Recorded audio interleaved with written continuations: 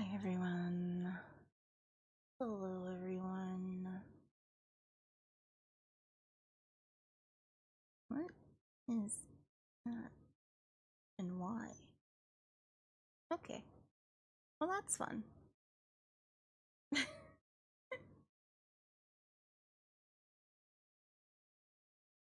How are you? How you guys doing today? Hi Ro, hi Glitch, hi Jinx. I'm fine. I'm good. Actually great. I don't know why your stuff was muted. You're sitting down enjoying a breakfast burrito. Talking my language right now. I fucking love a breakfast burrito. Ah. I love breakfast burritos so much. Not really a thing we can have. It has sausage instead of bacon. That doesn't exist here, yeah. There's no such thing as breakfast sausage either. That's not really like a thing. Well, breakfast burritos. They don't really have breakfast sausage. So it's once again, I have to get ground pork or grind my own pork, which I'm not gonna do. So I get ground pork and I can make my own breakfast sausage.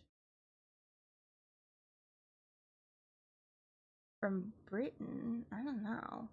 Do they have breakfast sausage over there? They do. Similar. Not the same. It's British. I don't know. I mean, we have sausage. It's just not breakfast sausage. It's a different kind of sausage, you know? The act of sausaging is not lost on the French. By far, it's not.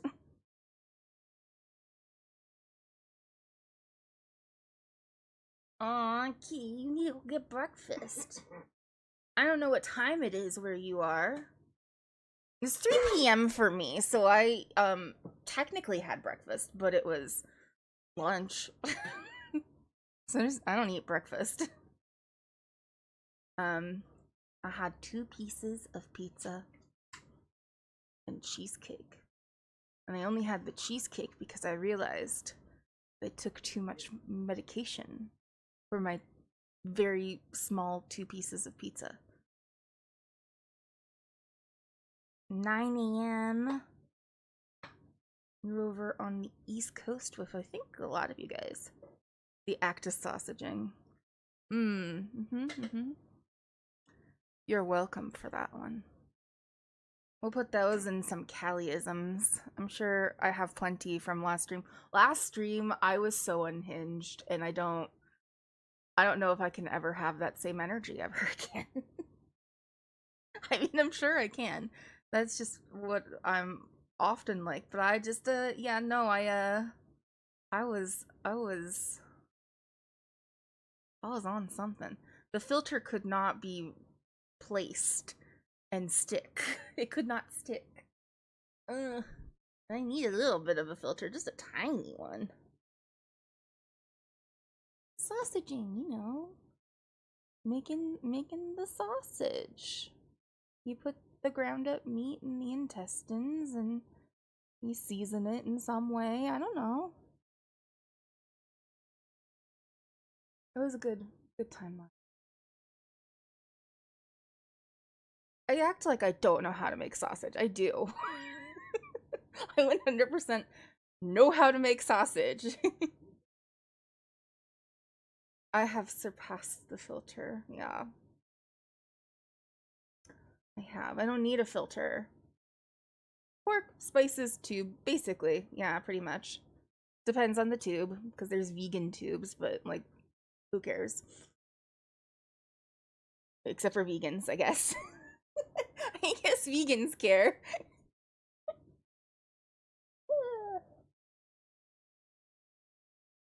Okay. What are we doing today? I ask you guys like you should know. Ugh, I'm cold. Today I'm cold. It's not even that cold out. Like, I looked outside, the sun was shining. It is a book day. Today we're booking. So we had at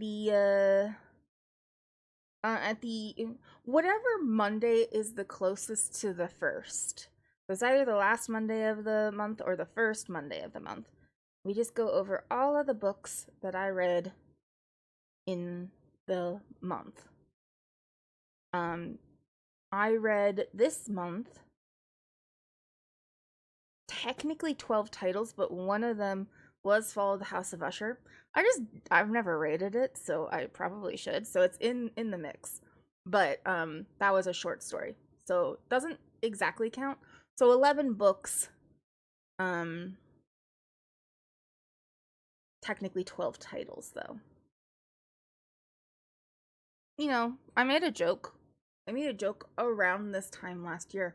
I was like, 2025 is gonna be the year of slowing down, of rereading things, of taking my time. I'm only going to put in the goal of reading 52 books this year.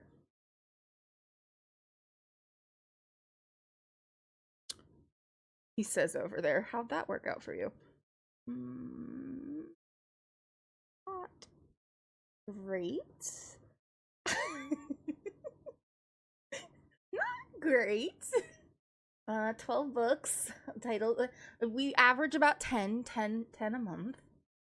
So it's gonna be somewhere around the 120 books this year range. Oh, Frexy, you did miss. You missed out on the thing. I did a book talk, which ended up, it felt like a book lecture. I don't know. People liked it though, apparently. We had fun with it. But I compared and contrasted 3 different books that are adaptations of The Fall of the House of Usher. And then we also like talked about The Fall of the House of Usher, and I read excerpts from it and stuff like that. Fun time. We might make a big video out of it. I don't know. I don't like editing videos.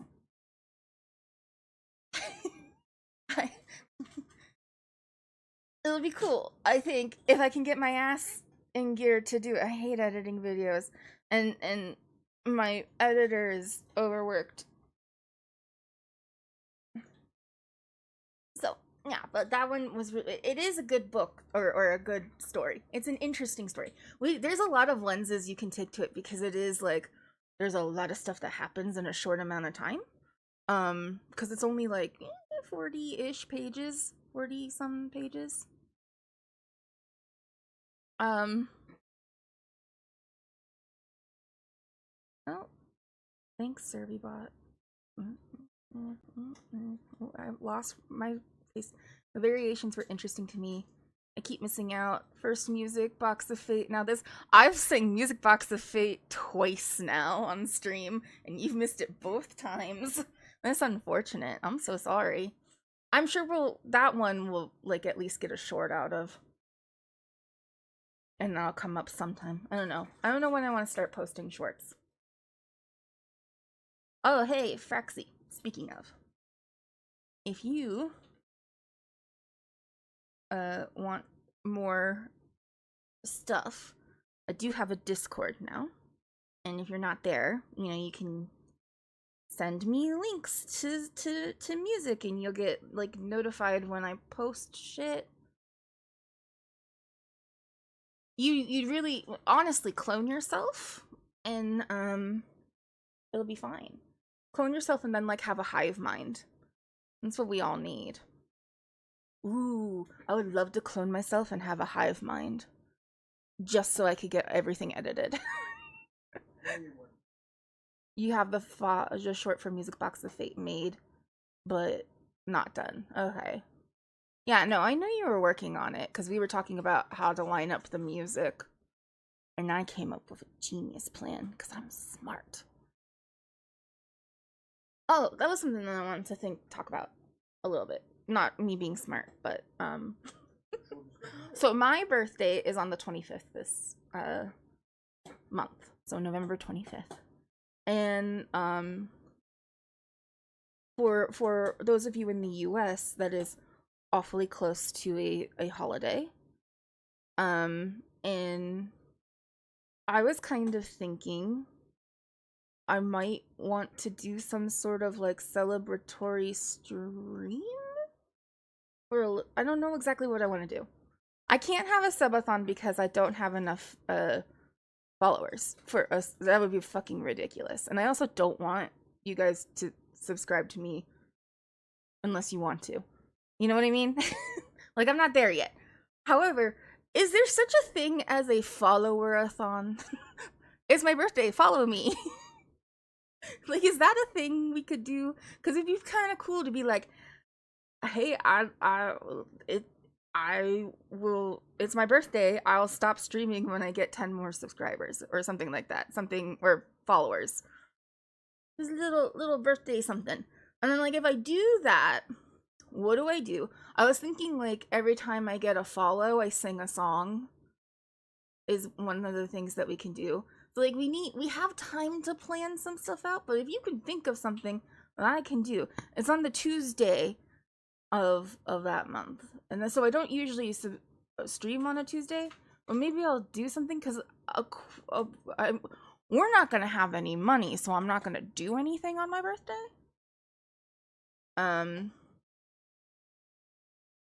So I don't know. It might be fun. It might be fun to like do something. Also, it's not like I could go anywhere anyway. Like I might have been able to like go to a restaurant or something like that if it wasn't very full. And if I did go to a restaurant, I would want Indian food. Oh, Indian food is so good. Oh, I can get groceries by the way. So nice. Got paid. I'm gonna get groceries. It's gonna be great. But yeah, birthday party. So if you can think of something to do, that would be cool. And let me know and help me brainstorm that, because I don't really know what to do. The only thing I thought about this last night, and the only thing that I could think of was just like, oh, let's try to like up my follower count a little bit.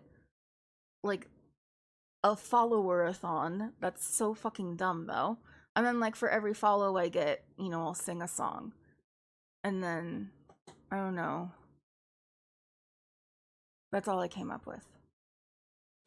I was just thinking the idea of a follower-a-thon through, and Twitch is really making this harder than it should be. We can gift subs, why can't we gift follows? That's true. It's true.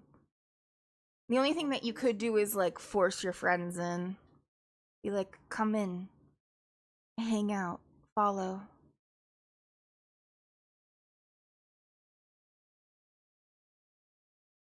Yeah, just make 20 random people follow someone. You could do that. Doesn't really, it doesn't make a ton of sense, but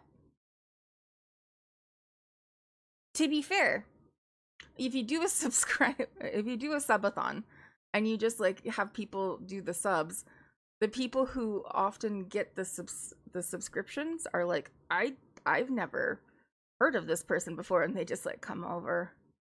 Yeah, DM Jan Clancy, we'll get that. Kidnap 20 people and follow them. Got it. That is what I told you to do, verbatim, actually.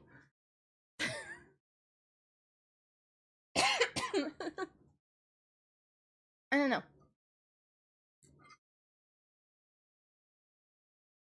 Just thoughts and ideas. You can think of things. I am willing to listen to them because I have no idea. I don't know what I'm doing.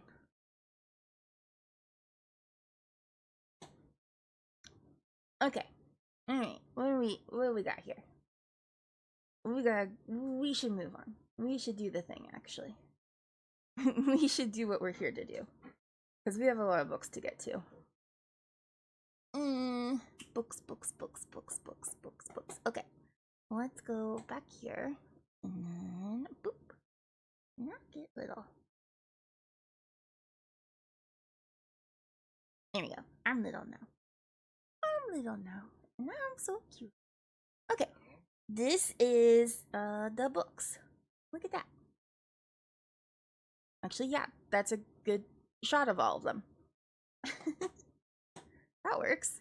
Okay, So, here are all of the books that we're gonna do today.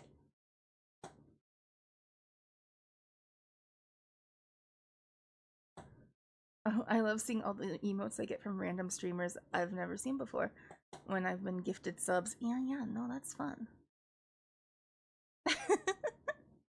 So here we go. These are the covers. I don't know. It was a lot of books for one October. October was hard for me just because I primarily read horror. There's that. And so then there's like a ton of new releases that came out. So like this was a new release. This was a new release. This was a new release. This was a new release. This was a new release, and this was a new release. And then there were just other new releases that I just didn't get in time. So yeah, 1, 2, 3, 4, 5, 6, half the books were new releases. So it's just been rough. It was rough.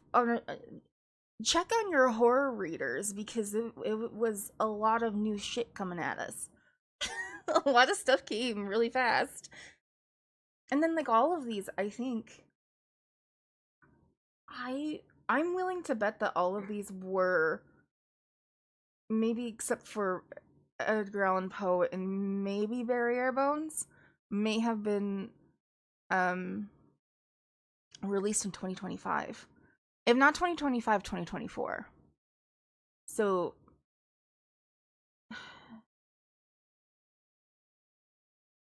it was new release season for me, and I have a bunch of old stuff. And now I have another thing that I want to do for the holiday season, which feels weird. Just your local Jew over here like trying to find Christmas books. It's been a thing. It's been a thing. Anyway, sneak peek for that. Our first book was this one. Look at me already. Look at me all ready to go. You guys ready to go? You ready to hear about The Dead of Summer? Which apparently is a going to be a series, so there will be another book coming out, which I hope so, because the ending of this was tragic.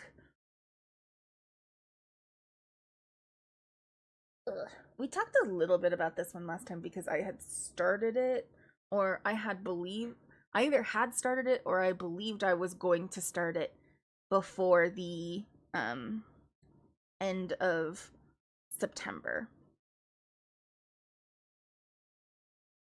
And I ended up, yeah, I was like, I don't know if I'll finish it before the end of September. I finished this one on October 1st. So I was close. I knew I wasn't going to quite finish. I wanted to see maybe an edition? No, it just says 2025. I thought it might tell us when it was published, but it does not. Okay. Yay, tragedy! Well, sort of. So the description on this is really short and sweet. It's just a teen fighting to survive a deadly summer in a queer resort town off the coast of Maine after it is put into lockdown to contain a mysterious supernatural plague rising from the sea, which made me hope for like some tentacle stuff, but no tentacles. No tentacles, only coral.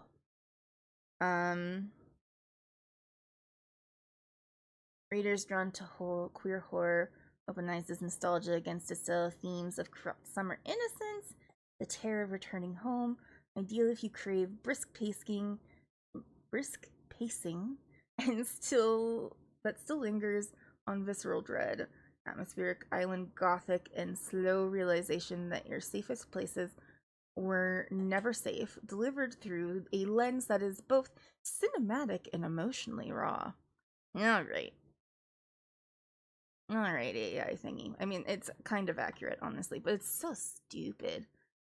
So, the way that I kind of described this later on was that it had the feel of a zombie outbreak similar to The Last of Us, but instead of mushrooms and fungus, it's coral.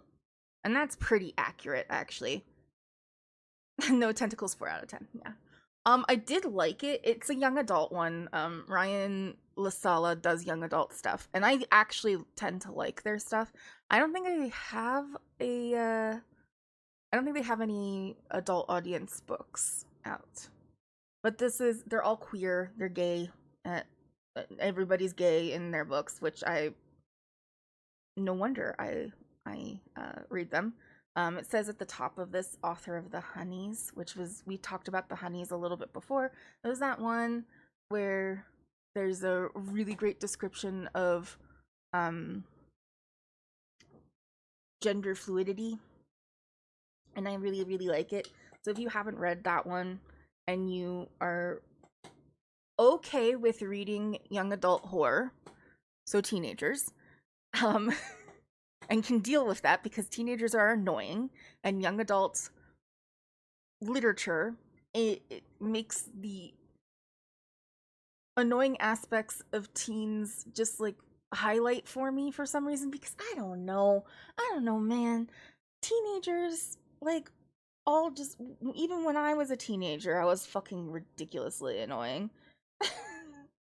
And just like feel like I know enough about the world but actually know very, very little. And like literature, young adult literature exasperates that, and then also makes it seem like they do know what's going on, and they don't. Like, teenagers are not going to save the world. Is that a hot take? Because I don't think teenagers are going to save the world. And then you just that, if you can get past that, though, if you can get past that, I do think that the books are worthwhile. But I did the resort town. The main character, I can't remember the kid's name, something like Ollie or something like that. He is from that town. It's on an island off of some East Coast something. I don't know. That's what it gave for me. And it basically is run by drag queens. And when everything goes to shit, the drag queens kind of rise up and try to protect um the town, and there's all of this craziness, and everybody is gay. This is what made Hunger Games actually good. She basically does it by accident. Yeah, yeah. That's what I've heard. I keep being told I need to read Hunger Games because I haven't actually read it. Not enough gay, apparently, because you'll see. I don't know what my algorithm is doing, or if I don't even think I have an algorithm telling me to read things, but somehow I sniff out the gay stuff so easily. I don't like the way that I phrased that. But yeah, this was really, like, kind of cute. It starts with the teenager.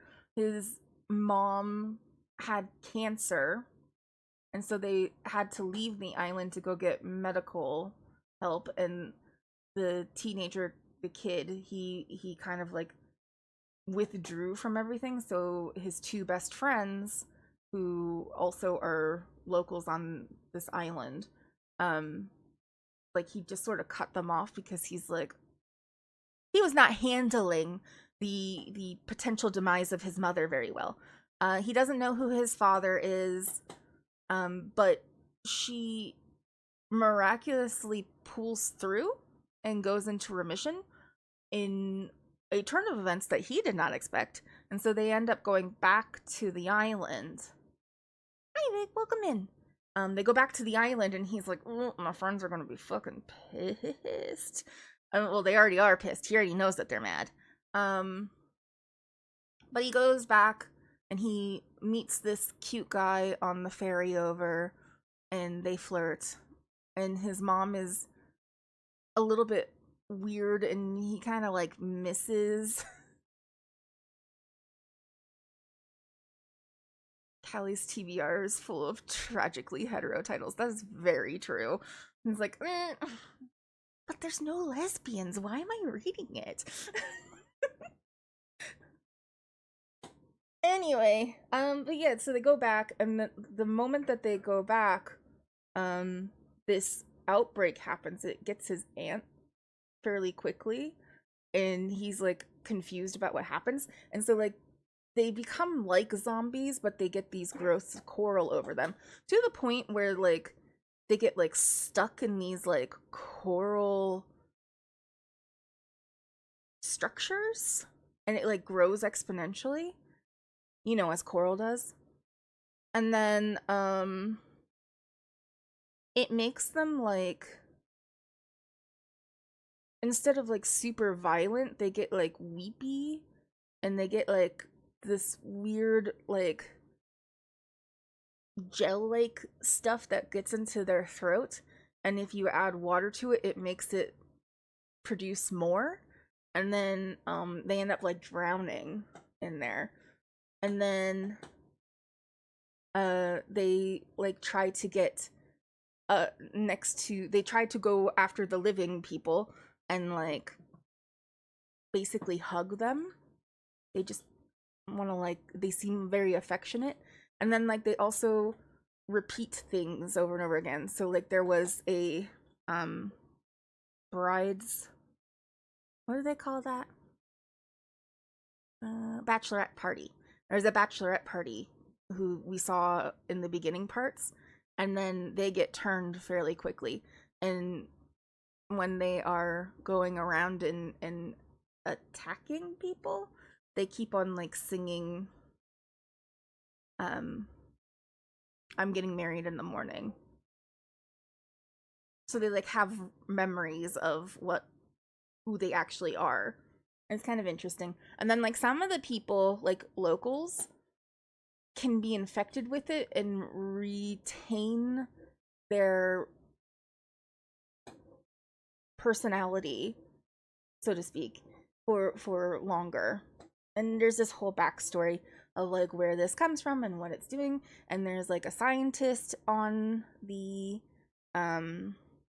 island who nobody really trusts, and there's some sort of like ecological thing and a history of this happening, and they like burned stuff, and confusing, very very lengthy. And then like there's these really cool parts, and it was nice in the audiobook that they were like logs from an investigator.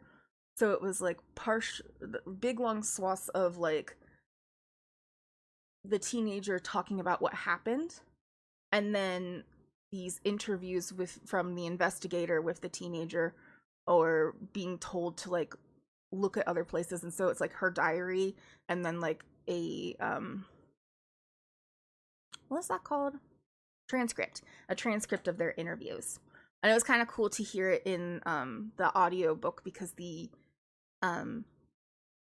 actors are actually like pretty good voice actors, and they like play it all out, and then like they put like this audio grain, so it sort of sounds like you're listening to the feedback from a cassette player, and the beeps and the stuff and the sound effects. It was actually really good. It's a really good audiobook, so would recommend it.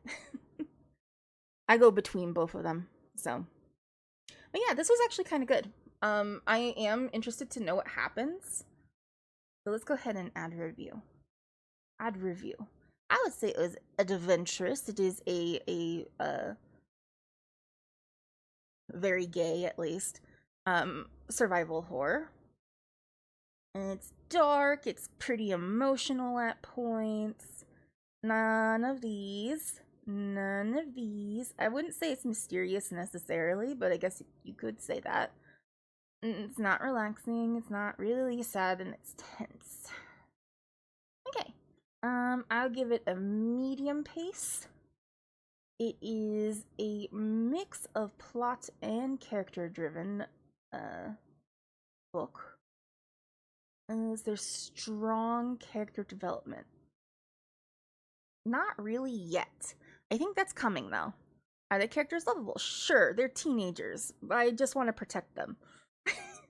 That's what happens when I read YA. All I do is go, "You guys are so young. I just want you to go out, go go play some Fortnite or something. I don't know. Go play Fortnite. Eat too many Doritos. It'll be just have a normal childhood, please." Would you say the cast of characters is diverse? Well, they are gay. I can't think of their racial background though. I don't know if I took much notice of that. Usually I do. So my assumption is that they're all white. But that might just be me not picking that. I mean, that doesn't sound right for this author either. Huh. I don't remember. It's been a while. Yeah, we'll just say it is because there's drag queens and gay people and straight people. Are the flaws of the main character a main focus of the book? Sort of, but not really. It's complicated, we'll say. And then the star rating. We will go again and say when I do star ratings, if it is a 3 or above, that means that it was pretty good. That I recommend it. If it is a 4, that means that I want to own it. Like I wish that I had a copy of it. If it is a 5, that means I also like want to hug it. You know what I mean? Sometimes you just want to give it a hug.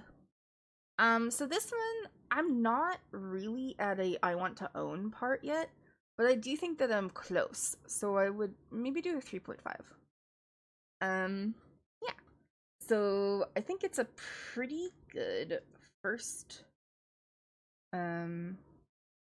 first book in a series. And the plot moved along well, and all of the characters were relatively likable and relatable, even as a person in their 30s. I am interested in seeing where this goes in the next installment. Yes. Easy. And then I don't do any of the topics or tropes or go into trigger warnings because I just can't. I just can't. Alright, one done. This one, What Hunger by Catherine Dong, I assume is how you pronounce it. Even though every time I typed it, I went, "Aw, dang. Catherine Dang." It might be Dang. I don't know. She's, I believe, Filipino?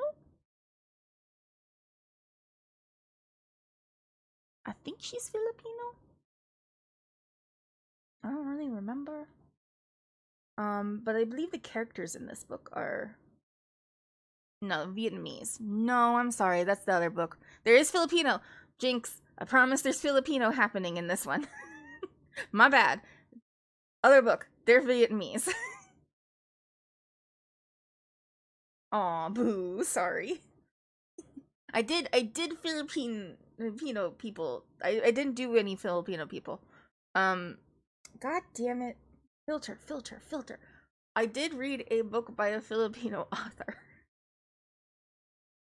I did read a book from a Filipino author, and the book also took place in the Philippines. Yeah, but Vietnamese. We were close. We should have been able to get that because when saved it. Don't dash my hope. I didn't dash your hope. It's later. It's just later. So this one was really interesting. We'll go ahead and read the description first, though. A haunting coming-of-age tale following the daughter of Vietnamese immigrants, Ronnie Nguyen, or I don't know how, Nguyen? I've always, well,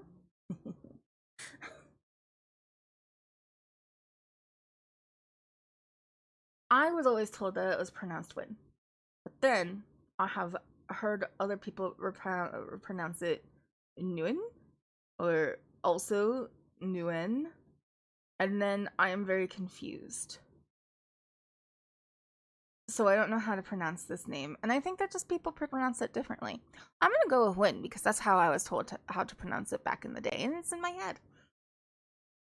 Anyway, Ronnie Wynn finds herself too young to work, too old for cartoons. Her days are spent in a small backyard, dozing off to trashy magazines on a plastic lawn chair. In stark contrast stands her brother Tommy, the pride and joy of her immigrant parents, a popular honor student destined to be the first in the family to attend college.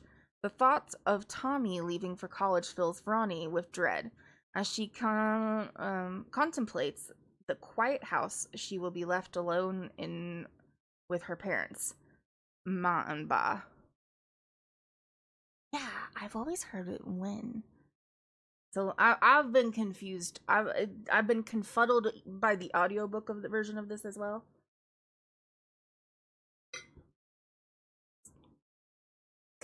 Confuddled, I say, utterly confuddled. Their parents rarely speak of their past in Vietnam, except through the lens of food. The family meals are a tapestry of cultural memory, thick spring rolls with slim and salty nem nyong. Oh boy. Funny thing, we call spring rolls, egg rolls, all of that. We call them nems here in France. I don't know. And steaming bowls of pho thai with thin, delicate slices of blood red beef. In the aftermath of the war, Ma and Ba taught Ronnie and Tommy that meat was a dangerous luxury, a symbol of survival that should never be taken for granted. Fun fact, no, they did not. They actually did not do that. She didn't. Ronnie doesn't really recognize the importance of meat until her aunt tells her about it later on in the book. But it was really interesting. Anyway, we'll go back. But when tragedy strikes, Ronnie's world is upended. Her sense of self and her understanding of her family are shattered. A few nights later, at her first high school party, a boy crosses the line, and Ronnie is overtaken by a force larger than herself. This newfound power comes with an insatiable hunger for raw meat, a craving that is both saving grace and potential destroyer. What hunger is a visceral emotional journey through the bursts and pitfalls of female rage. Ronnie's Vietnamese lineage and her mother's emotional memory play a crucial role in this tender ode to generational trauma and mother-daughter bonding. Werewolf calling it not quite. So this one is more, I would call this more of a literary piece. It's horror. It is not young adult, despite the fact that she's like 14. It is definitely 100% an adult novel.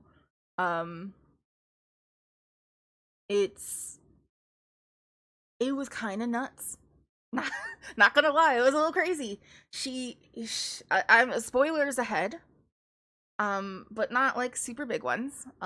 I leave the weird ending to you guys to deal with. But we have Ronnie and her brother Tommy, and her parents are interesting. They're definitely like the stereotypical Asian parent of like, you must get very good grades. Your job is to just get the best grades as possible. Must be all A's, basically. So only focus on your academic achievements and things like that. But then, like, they don't really, I don't know, they don't share much of, it says that they don't talk about their past at all, which is true. The kids have no concept of who their parents were when they were younger. They don't know what it was like in Vietnam. And this was set in the 90s, so it was after some pretty, a war happened. One Americans we don't really like to talk about very much. Um, but you know, things happened. And it's just it's really interesting that the way that they are raised is just like focus on school, don't ask questions, don't, I don't know, try to connect with your parents at all. And the parents seem like they love each other. Sure, sure, they love each other. Um, but they're not. I don't know. It's just like a weird family dynamics going on in that one. So basically, all Ronnie has is Tommy. Tommy's like the only person who she can connect with, and they're very close siblings. And Tommy really like fights back on his parents a little bit, and there's the way that they're so secretive and their insistence on like not asking questions of just keeping your head down and focusing on school, and that's all that there should be to you is your education. um and it doesn't always go very well, but he graduates valedictorian, and he's going to go off to some state school, but like it's pretty prestigious. It's a good program. Um and he's excited about it. But he keeps sneaking out. Ronnie knows because they share a bedroom. And one day uh he and his father have a fight at breakfast, and then he doesn't come home. And he ends up getting in a car accident and dying. And so the family is dealing with so much grief from it. And at the same time, Ronnie is trying to like figure out her place in the world. So she has this huge change, this huge shift. The one person that she has in her life to like bond with, that she's actually has a bond with, died. And then she's also being sent to her first freshman year of high school. And she's an immigrant child, and like just does not fit in at all, and is dealing with this huge grief, huge explainable grief, with parents who are just like not there for her at all. And I feel so bad for this kid. And then she goes to this party where this boy assaults her. A pretty like trigger warning on that one. Reading that was visceral, but she fights back. She's drunk. He basically takes advantage of her, and she's drunk during it. And then she fights back though, like in the middle of it, and bites onto his ear, and like bites off his ear. It, and that's what gets her for the taste of raw meat. That's what puts her on the path of I must eat raw meat. Because she finds she associates that with a sense of power and agency. She associates the blood in her mouth of this boy with that sense of power and agency, and she's seeking that because she needs that in her life to deal with this, with the grief and all of the things that are going on in her life. And she doesn't know anything about her parents, and her parents aren't being there for at all. And then her aunt comes to stay, and that's where she starts to like learn some stuff about her parents and their past, and the fact that her mother, I have not read that one actually, but the fact that her mother was basically royalty in Vietnam, came from a very rich family. And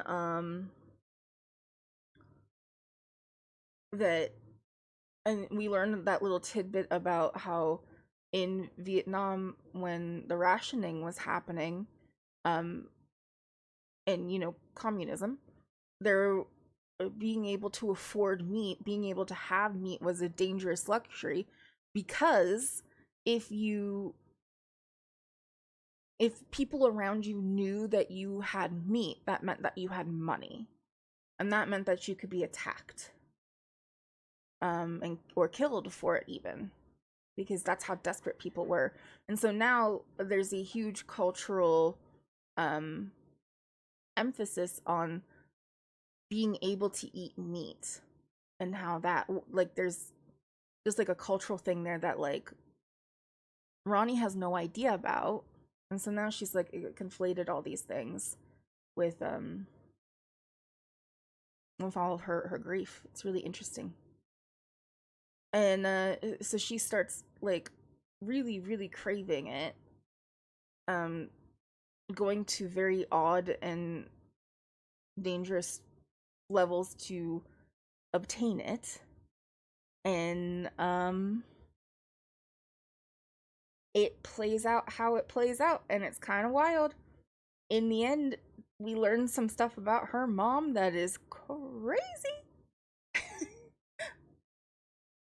And I'll leave it at that because I don't want to spoil too much, but there's like some fun. It goes places. It goes places, this one. So if you haven't picked it up and you don't know anything about it, I think culturally it was a really good read, just like to like understand, um first a first generation immigrant uh background, and then like the second generation and thing like this, the generational trauma that comes with that, especially when you're in a sort of like refugee situation. And then just the thought processes behind the family, and the reasons why they chose to raise their children the way that they've done so. um I don't know, it's really interesting. Lots of things to like unpack on this one. And then also the grief and the trauma and the way that Ronnie, a 14-year-old girl, is choosing to, well, not choosing, but is coping with all of it. And then we get the weird stuff with her mom at the end, which was really lots of stuff that you could unpack with that one. This would be a good book club read, for me anyway, because I like fucked up things. So it's a little fucked up, but like not the worst. Not the worst in fucked up ways. Let's see. Some Oh no, wait, that was content warnings. I'm fine. I remember how I do this every time. I wanted to see reviews. 788 reviews. Not bad. What's too short or just right? Definitely. Oh yeah, it's very Catholic. Well, it's Vietnam, so that makes sense. Seems to rest upon a sort of original sin. Okay. Compound to other ways cannibalism is commonly deployed in recent media, though I can appreciate the story behind it here a bit more. Ooh, that's something I didn't really think of, as cannibalism and like maybe stereotypes with Vietnamese. There might be something there. I don't really know because I don't know all the stereotypes. Turns out, not racist myself, and also my parents were Mormon, but and occasionally a little racist, but not like actively. I don't have clan members going on in my family, so I don't know a lot of the stuff. I feel like I've read so many variations of this story. Oh, and you lost for interest. You didn't finish at 36%. You didn't get to the good shit then, because it does take a little bit. I don't know. Some people are dumb. I disagree with this, but I think the average rating is pretty okay. Okay, I'm gonna go. Hi, Cass. Welcome. I'm gonna go ahead and I'm gonna do this review, and then we're probably gonna have ads when I'm done.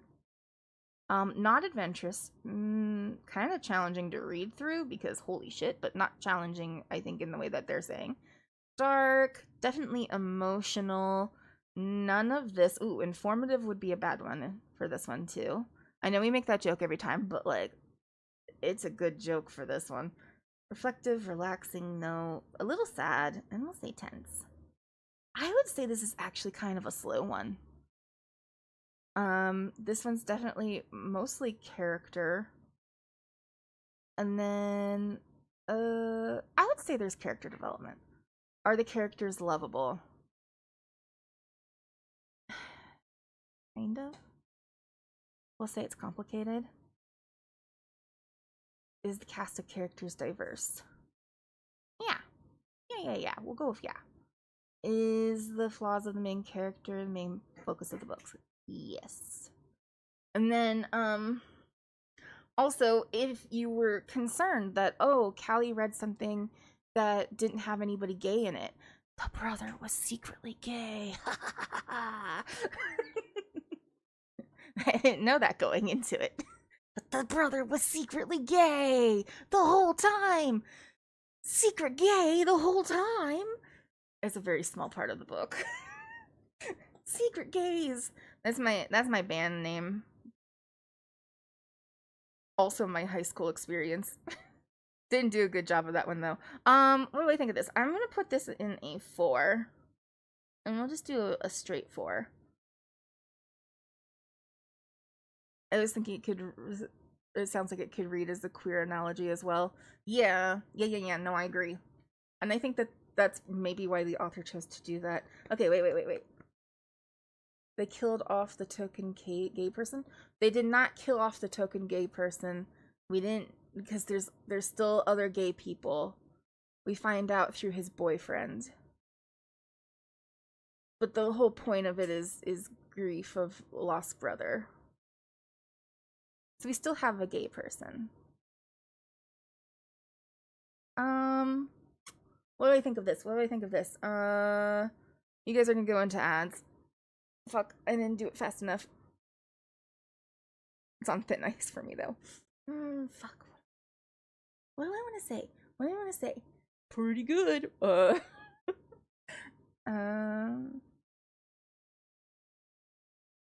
about it's a slow burn,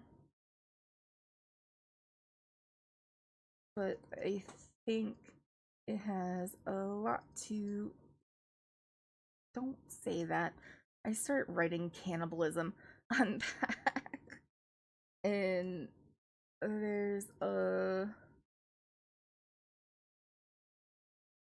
Can't think of another word to say other than multitude of lenses you could apply to the story. I think it's pretty good. See, you're in ads now, and now you can't tell me how bad this review is. So I'm gonna keep writing it. Some of you are subscribed, so you don't get ads, but I'm gonna keep writing it, and then it's gonna be real good. I think it's often profound, you know, with it. No, that's stupid. I think it's a deep read. That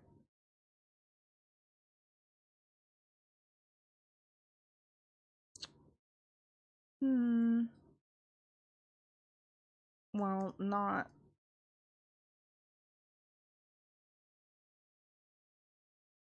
exactly scary, was definitely horrifying to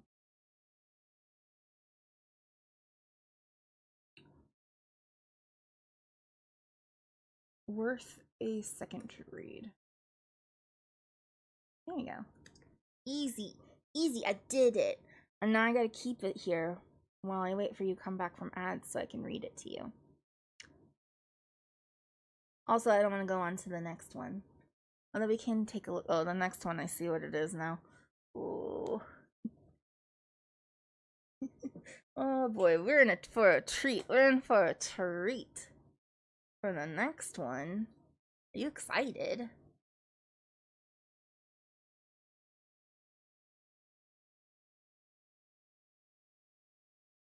I know this one's like a more relaxed vibe type of stream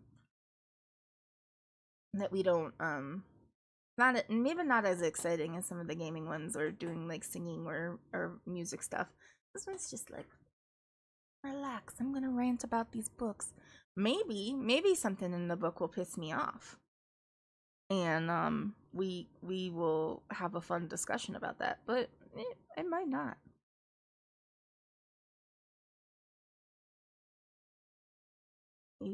Alexia ad? No, I don't even know what you're talking about. Okay, wait. So I did finish it. Alexa? No. Oh. Yeah, I get French ads. They go, Je m'appelle Paul. Je suis le français et tout vous le baguette. Oui, oui. This is why we don't do French streams very often. That was awful.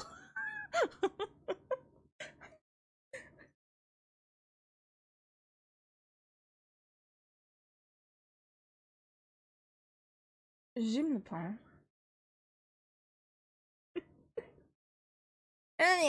Anyway, so here is the review. It's a slow burn, but I think it has a lot to unpack, and there's a multitude of lenses you could apply to the story. I think it's I think it's a I think it's a deep read that, while not exactly scary, was definitely horrifying. Worth a second read. Le Baguette. There's a guy playing a game and talking to Alexa back and forth in Gen Z slang. Super cringy. Okay. Sounds like it. Anyway, we're saving it. And this one gets a 4 from me. Next book. You didn't hear me because you were into ads, but I did say we're in for a real treat now. Look at this one. This is Tourist Season by Bryn Weaver.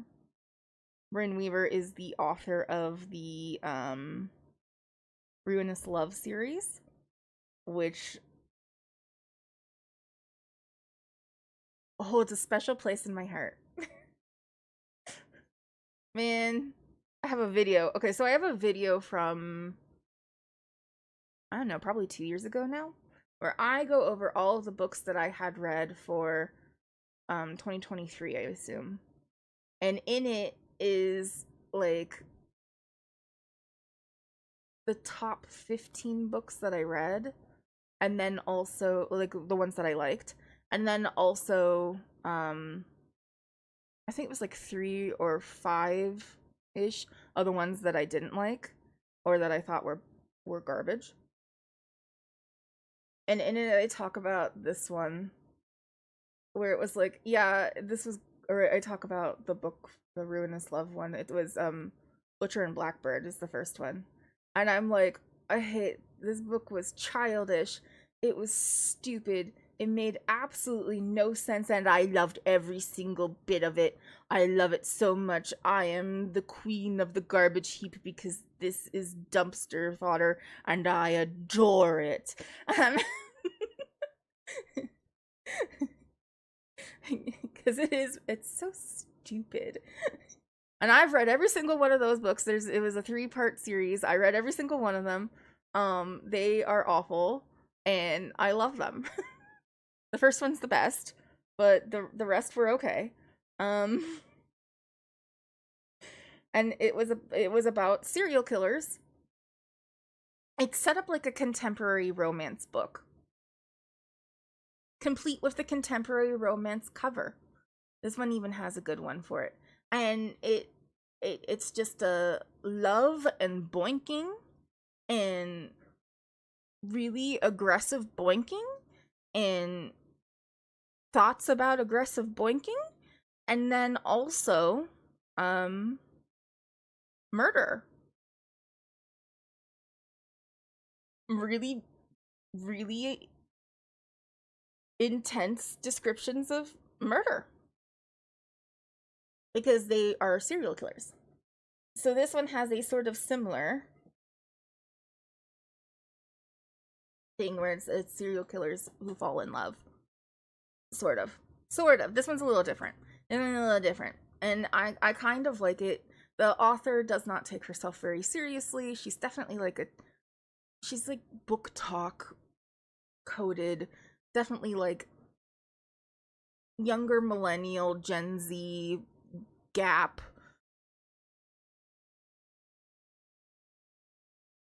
That's who this is for. And like I said, when this sounds like something that I would come up with when I was 16 and thought that I was really really smart, and I would have like been obsessed with this when I was 16. And so like that like goth wannabe hardcore but also love things, and then there's like lots of BDSM and this and then there's like crazy stuff is going on. So yes, this is smut. It is smutty. Um, and the scenes were real good in this one. The scenes were really really really good in this one. Oh boy. So enjoy that. The spice was nice. It was good. It, uh, maybe I'm letting you in on too much because if you read this, you're like, oh, that's what Callie's into. Okay. Um, but whew. let's description. Oh my god, I just saw the rating on it. That is not okay. Anyway, welcome to Camp Carnage. Visit once, stay forever. Aggressive boinking took me. It's very aggressive. It was very aggressive and also wonderful. Anyway, Cape Carnage is a seaside town of blissful houses, quirky shops, and an unusually high body count.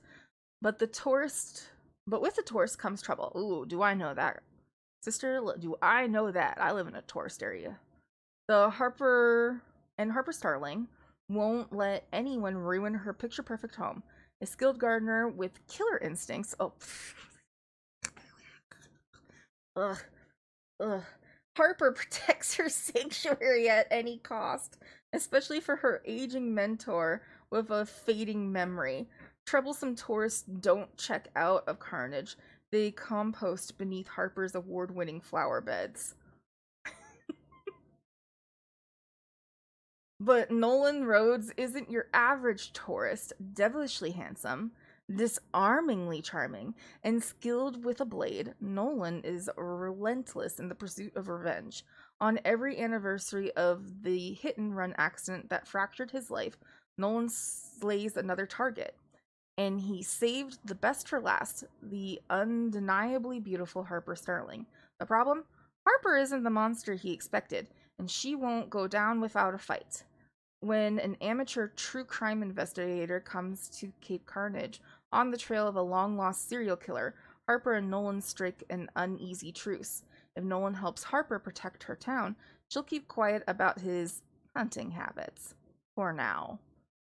But their alliance soon spirals into obsession, one that threatens to shatter every secret in Carnage, including their fragile love.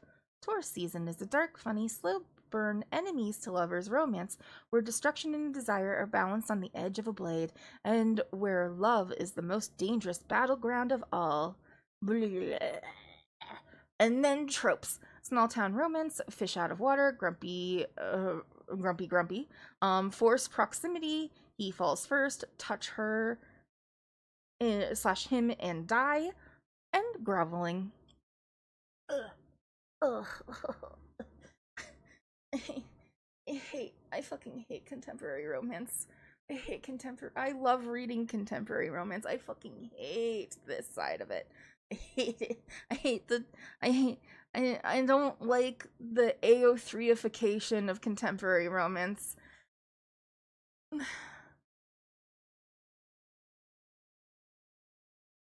I'm fine. But because the most look at that fucking rating. Look at that. That's not okay. Was it fun? I had fun reading it. All of this makes me cringe though. All of it is awful. Anyway, but she is. Did this start as a Hannibal fic? Possible. But no, a lot of the authors in this space they come from writing fic. So like you see it with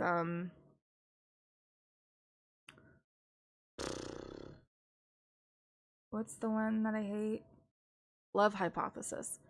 I won't go off on it, but I fucking hate that book.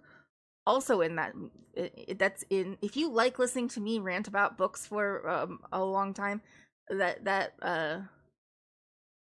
video exists. I had a worse mic at the time, so deal with that. But the video does exist on my YouTube channel. It's not that far down. It's like 45 minutes of me just ranting about books. But I go off on the Love Hypothesis in that one. I fucking hate that book so much.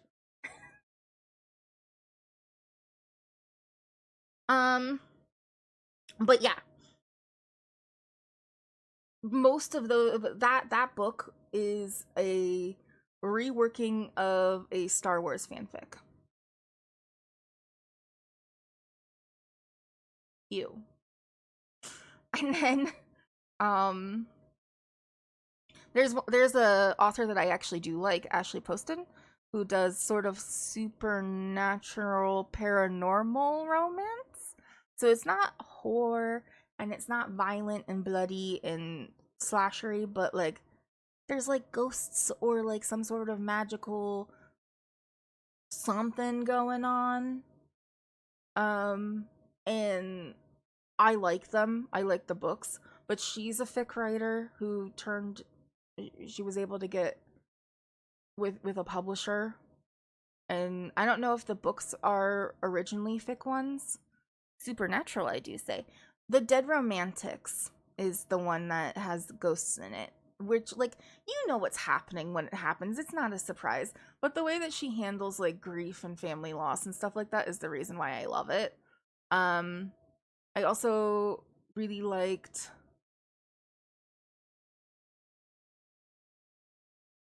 fuck, what was the name of that one? 7 Year Slip. That one was fun. I like that one. But yeah, like it's a good I like all of her books. But she's a fic writer, and I think it shows a little bit.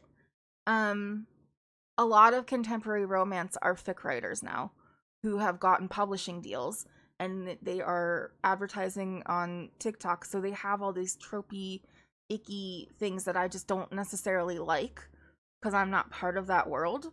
But it works. It sells books, so I understand why they do it. Um, and I like reading them. Yes, and I would say Ashley Poston has sex scenes in them, but they are not it's not aggressive boinking. I don't think that the sex scenes like go in and then fade to black at some point, whereas like we do not fade to black in these ones. We do not fade to black in these ones at all. There is no fading, no black. Well, depends. Could be. Not recently though. Not in this one. No black in this one.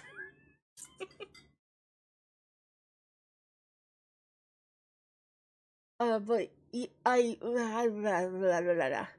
where am I going with this? Anyway, that all that to say, I hate the contemporary romance scene.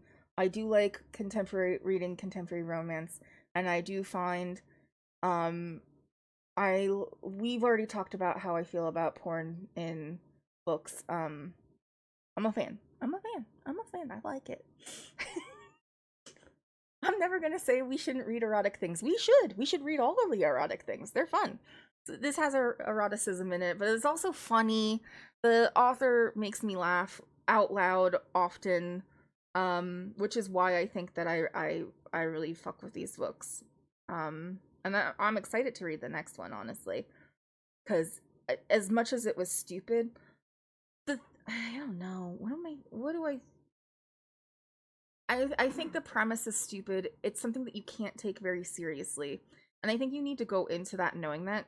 We had Glitch and I actually had an argument about the author and how they do their what are they called? It's a content warning. She does put a content warning in the beginning of her books, but they are dumb and silly. I'm trying to see where that is. I took a screenshot. Okay, I'm gonna read it. Content and trigger warnings. As much as Tourist Season is a dark romantic comedy and will hopefully make you laugh through the madness, it's still dark. Please read responsibly. And here is a list of things that you should be, you might be concerned of. It's supposed to be jokey. Anyway, wood chippers, creative use of bird feeders. Eyeballs and also eye sockets this time.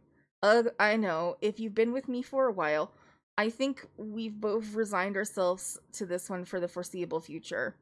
Pun intended. Lawn aerators. Oh my god, I forgot about that. Scrapbooking, but make it murdery. Gardening, but make that murdery too. Stalking and voyeurism. Breaking and entering, including theft. References to physical and psychological torture. Drowning. Hamburgers. I'm sorry. I didn't think it was going to happen, and then it just happened. Birds that enjoy human snacks.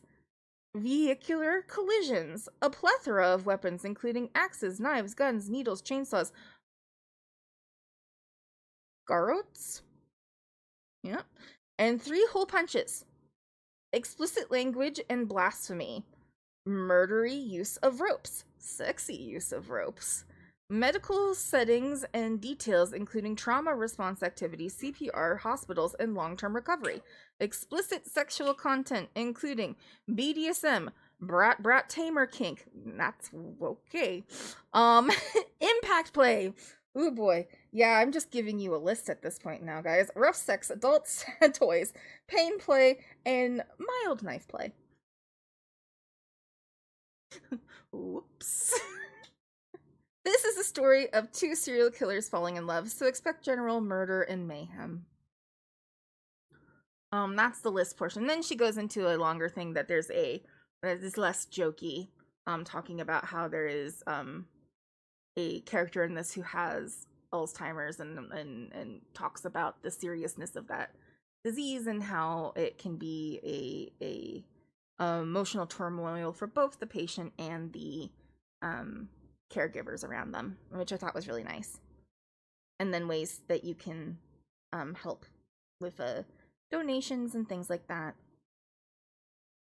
Anyway, Glitch says that this is a bad use of a trigger warning, content warning thing. And honestly, I understand the point, but disagree to a point. Because I think that the point, especially after reading it now, I don't really know what hamburgers meant, because I don't remember that at all. But other than the fact that there's a wood chipper, there's bodies, you can probably put 2 and 2 together. And I know that's not how that works. We all know that's not how that works, but you're not supposed to take it seriously. It's silliness. We all know that's not how it works. Don't go off.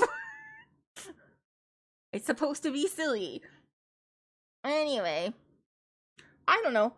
Even reading that, there was a lot of like actual content warnings in there, like the first aid response and the medical settings and in a list of weapons even though one of them is a three-hole punch, and that one's supposed to be funny. But there is a list of weapons that are used, which like maybe that's a problem for you. Breaking and entering and um stalking and stuff like that. Also, good things. I understand scrapbooking, but make it murdery is something that you don't understand. But it happens in the first two chapters of the book, so you understand what it means pretty fucking quickly. And you're not an idiot. It's a murder scrapbook. He just really likes scrapbooking. Exactly. You can put two and two together. The murder scrapbook. He likes to scrapbook. Were we going to be upset about that? No, men are allowed to scrapbook. You have a problem with men scrapbooking their interests and things that they've accomplished in their life?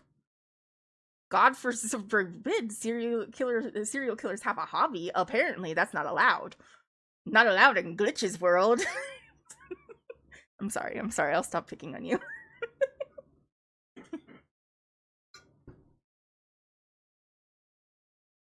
I know, it's not descriptive. It's fine. But also, I feel like I know, I'm teasing you.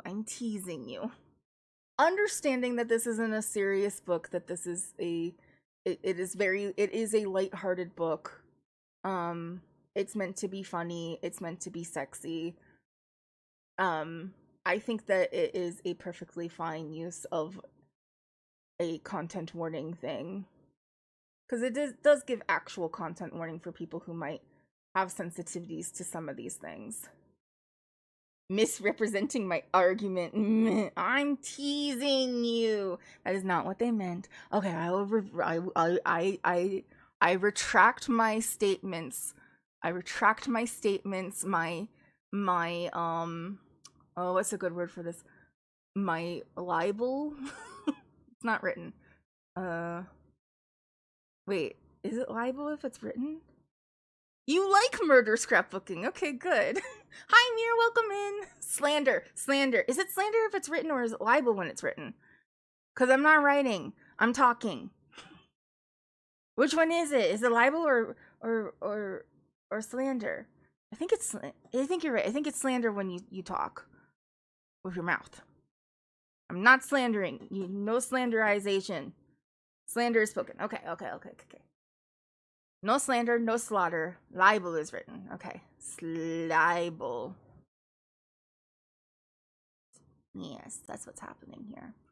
When we put captions in. But yeah, no. Scrapbooking is good. Anyway, so I gotta talk about this book now for a second. I know I talked a lot about this book, but yeah, it is cute, fun. There's Harper. She lives there. She's lived there for, I don't know, a couple years, 5, 6 years, something like that. Ooh, defame. That's a good one, Frexy. You got this. Yeah, I'm done defaming Glitch. Glitch loves scrapbooking, murder scrapbooking. Glitch just feels Glitch doesn't know this author, was not aware of what was going on with it, and felt like this could alienate new readers, which I agree with for the most part. But at the same time, I think if you read the fucking back of the book and picked it up, you'd be like, okay, this is dumb. This is a dumb book. I'm ready to read some dumb. And so you would be prepared for dumb in the content warning as well. And a lot of the things that happen, there was something in this that made me laugh out loud so viscerally that I don't remember what it was though, and I don't think I took a screenshot of it. I might have. Let's take a look.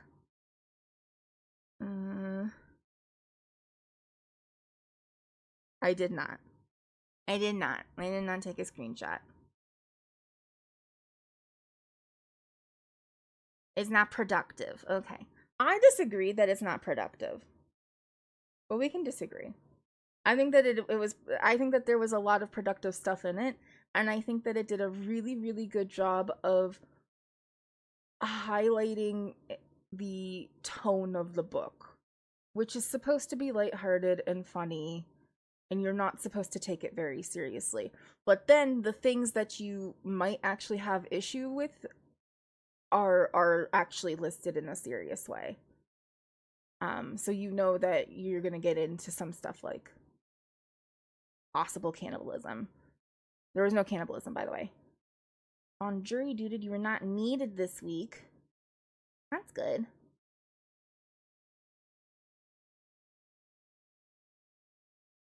It's funny, I get it, but if I'm skimming through a list of content warnings trying to find a thing that I'm looking for, I might miss the thing. That's true. I get you. But yeah, no, I think that it does a good job of showing what the tone of this book is. So I like it. I always enjoy the content warnings of these books, and there's one on all of her books that are it's similar.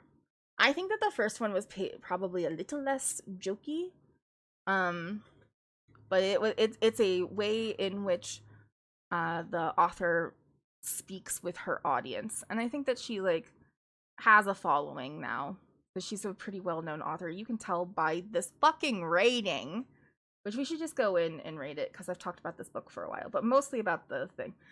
Again, the sex scenes are great. If you want a list of things that apparently I enjoy, I guess we go to the fucking content warning because that was just a okay. That apparently tells you all you need to know about me. Content warnings in and of themselves are spoilery. That's the risk you take when you go into a content warning. And again, I don't think that anybody's like gonna be upset that they walked into this type of book and they found out that there was going to be murder. And the only reason you know what the scrapbooking references, and again, it happens so early in the book and is not really mentioned that much.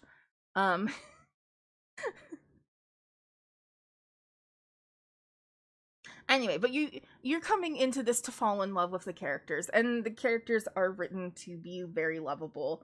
Nolan is kind of a southern gentleman who is also just a guy. He's kind of a blank slate kind of guy. Where I found in like Butcher and Blackbird, we had I forgot Butcher's name. Some sort of Irish name. Don't remember. Anyway, but I found that the lead male in that book to be literally designed to be attractive to straight women. This is such a hetero book. There's no gay in this. And it was but he was Irish. He was an immigrant who came over. He was the right amount of sarcastic wit to like charming boyish exuberance, and he cooked like he was a chef. He's an Irish chef, a witty Irish chef who has sarcasm. White women just instantly started drooling all over the nation. I just said that and they were just like, white straight women just went, oh fuck yeah, give me some of that. And so I think that this author is very good at making men who are just very appealing to her demographic. And I think that Nolan fits the fits into it a little bit. But like he's so I can't even remember what he did for a living. I know he had a job, but then like you don't really like get too much of what his hobbies are outside of scrapbooking. And I understand that he was like super obsessed with the whole it's the people who were responsible for the hit and run collision of one that I think killed his brother and like almost left him paralyzed. But he got to get better. I think he's like some sort of like forest guy or something. He has something to do with trees. I don't know. I can't remember. And then so yeah, he goes and he hunts them down and he kills them um on the anniversary of, I believe, his brother's death. And this last person is Harper. Now, the thing is, Harper had something happen to her in her past that is connected to the first set of books, and actually the first book of the Ruinous Love series. That was really kind of interesting. And so something happened to her with that, but she decided she needed to take on a new identity. And she ends up taking the identity of Harper Starling and actually is not Harper Starling. So the whole time, Nolan thinks that he's hunted down Harper Starling, the woman who, last person who is connected to the death of his brother, and he's gonna murder her. But then he meets this Harper Starling, who is not Harper Starling, and he is very confused because he's fallen in love with her, and he also, you remember the aggressive boinking. So just like a mistaken identity thing, and it's really kind of fun and interesting. And there's this whole entire thing of Harper. I don't remember her real name. Sorry. But she's taking care of an elderly man who lives in like the mansion on Cape Carnage, and he is a well, sort of former serial killer.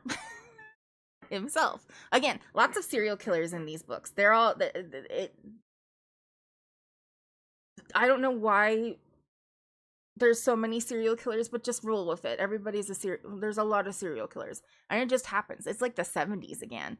And there's just like a lot of serial killers in the world. But this guy he's old. He is also having dementia problems, and yeah, it's a problem. And so he helped protect Harper when things started going poorly for her, and helped her keep her identity a secret. Employer employs her as the groundskeeper and gardener, and she in turn helps protect him, take care of him, and it's actually like a really sweet pseudo father daughter sort of relationship. And anyway, it's really nice. I don't know. He's starting to sound fun to you, Ro. Yeah, no. I believe you said you're a lesbian. I'm trying to remember, but like, he sounds good. Harper is kind of just like your every girl. I don't know. I didn't find her that relatable, other than the fact that she's bratty, and I get that. I get that 100%. Um, but yeah, I liked it. I liked it. What can I say? I liked it. It was dumb. If you do not like romance, you're not gonna like this though. So it's romantic. It's adventurous. It's dark. It's sort of emotional. It's funny. It's informative. Need to stop making that joke. Well, it's sort of informative when it comes to the impact play. It is a little lighthearted, I would say. None of these. Okay, I would say it's a pretty medium-paced book.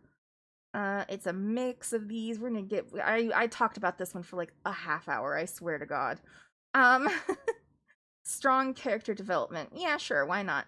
You find the characters lovable. I actually did. So much so that I want to continue reading this series. Other than the fact that I think that they're dumb and fun, and it's just when porn is silly, I'm in. I'm in 100%. If porn makes me laugh, I'm in. I'm into it.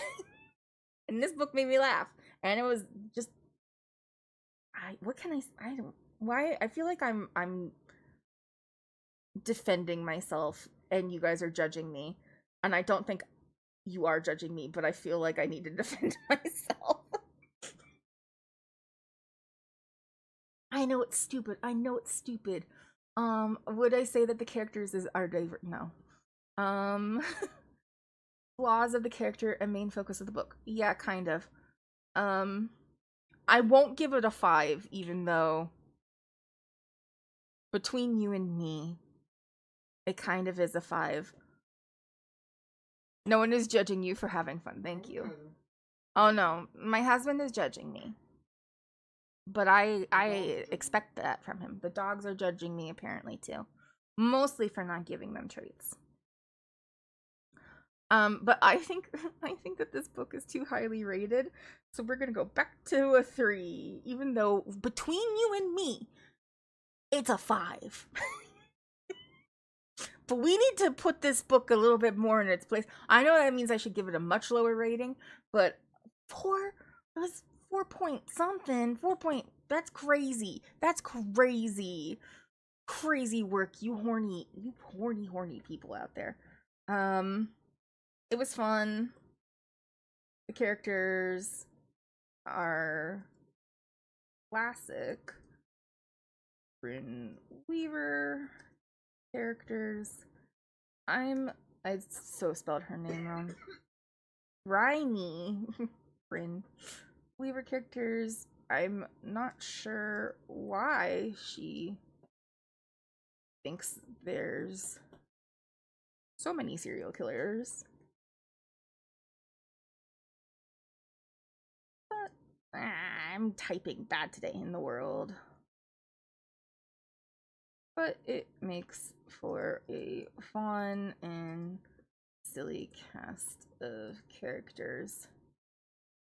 The spicy scenes were nice.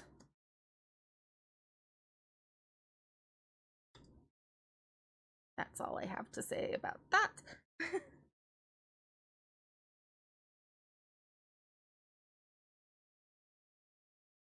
Yep, yep, yep, yep, yep, yep, yep. I'm embarrassed. No, that's the thing. Bryn Weaver makes me embarrassed because I love it and it's stupid. Okay, going on. Sylvia Moreno Garcia, The Bewitching. We've talked about our good friend Sylvia. She wrote Mexican Gothic, Silver Nitrate. We've talked about all of those. This one came out this year, I think in September. I don't remember. I tried to get on an advanced reader copy list for this. I did not make it. Who would have believed I would get on that? I didn't, but you know, you gotta shoot your shot. Gotta shoot your shot. So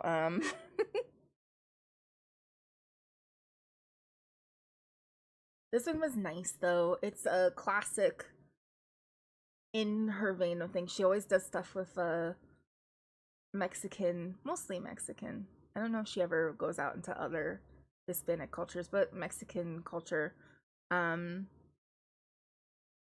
This is I want to say that this was written in the 90s. And it was very like witchcraft, obviously, bewitching.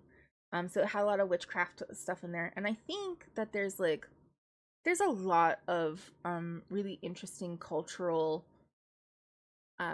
stories about witchcraft in all kinds of different cultures.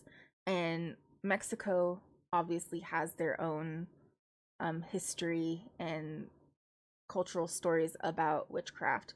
And especially like when you get into these places that have like really Catholic vibes, so like Mexico, Spain, even France, even like we just like all have really interesting stories that have to do with witchcraft, and a lot of them have to do with woman empowerment and stuff like that. But in this case, it does not go in that direction at all. Instead, we have very bad the witches are actually bad. The Catholics were right this whole time. Wow, who knew? I'm trying to think if there was any gayness in this one. Oh yeah, there was gay in this. Good, good, good. We're back on track with the gays. We had a hetero break with Bryn Weaver. We are now back into gay territory. Whew, everybody can take a sigh of relief. We have gays. Let's go ahead and read this one. Oh, yeah. Okay. It's a shifting timeline. 3 women in 3 different eras encounter danger and witchcraft in an eerie, multi-generational horror saga from the New York best-selling Mexican Gothic. Yeah, we're back to the gays. Okay, anyway. Back then, when I was a young woman, there were still witches. That was how Nana Alba always began the stories she told her great-granddaughter, Minerva. That is not how you pronounce it if you have the right accent, but that's how I'm going to pronounce it. Minerva? I can't do it. Anyway, Minerva. Stories that have stayed with Minerva all her life. Perhaps that is why Minerva has become a graduate student focused on the history of horror literature and is researching the life of Beatrice Tremblay, an obscure author of macabre tales. You see, there's some, if anybody is into horror, we have some Easter egg sort of things going on in there. So there's a lot of interesting, fun things. So we have Beatrice Tremblay is a well-known horror author. That's a little nod to that, and I think that it was kind of fun. Anyway, I'm in love with Minerva. Just because, oh man, I just imagine being a graduate student doing the history of horror literature. I should have done that. That's what I should have done. I should have went for I thought about going for an MFA, and then I ended up just getting an MA. But I like really thought about going into MFA territory and like working on more creative stuff. And I think that it would have been interesting to do horror, but at the time I wasn't really doing horror. But it would have been really interesting to study horror literature as a genre, because it's one of those genres that is really looked down upon, especially in literary sense. But like, we literally just had one that I was like, this is a literary novel, but it's a horror novel too. And I think that there's so much that you can convey through the vessel of horror, that it has a lot to do with the human experience and critiques on society. It's all there. There's so much you can do with it. Anyway, okay. In the course of assembling her thesis, Minerva uncovers information that reveals that Tremblay's most famous novel, The Vanishing, was inspired by a true story. Decades earlier, during the Great Depression, Tremblay attended the same university where Minerva is now studying, and became obsessed with her beautiful and otherworldly roommate, who then disappeared under mysterious circumstances. As Minerva descends ever deeper into Tremblay's manuscript, she begins to sense that a malign force has stalked Tremblay, and the missing girls might still walk the halls of the campus. These disturbing events also echo in the stories Nana Alba told her about her girlhood in 1900s Mexico, where she had a terrifying encounter with a witch. Minerva suspects that the same shadow that darkened the lives of the great grandmother and Beatrice Tremblay is now threatening her own in the 1900s Massachusetts, 1990s Massachusetts. Phew, fuck. An academic career can be a punishing pursuit, but it might turn out deadly when witchcraft is involved. It was such a good book. As much as like I'm like, I don't think we should be going all, witches be bad. Because I don't think that's necessarily true. But in this case, we are going with the Catholic version of witchcraft, and witches can be bad. they're people. People can be bad. Doesn't necessarily mean they're all bad, but you know. And also, actual magic isn't real. Just just to be clear, I'm not that delusional. But I do know that like witchcraft has been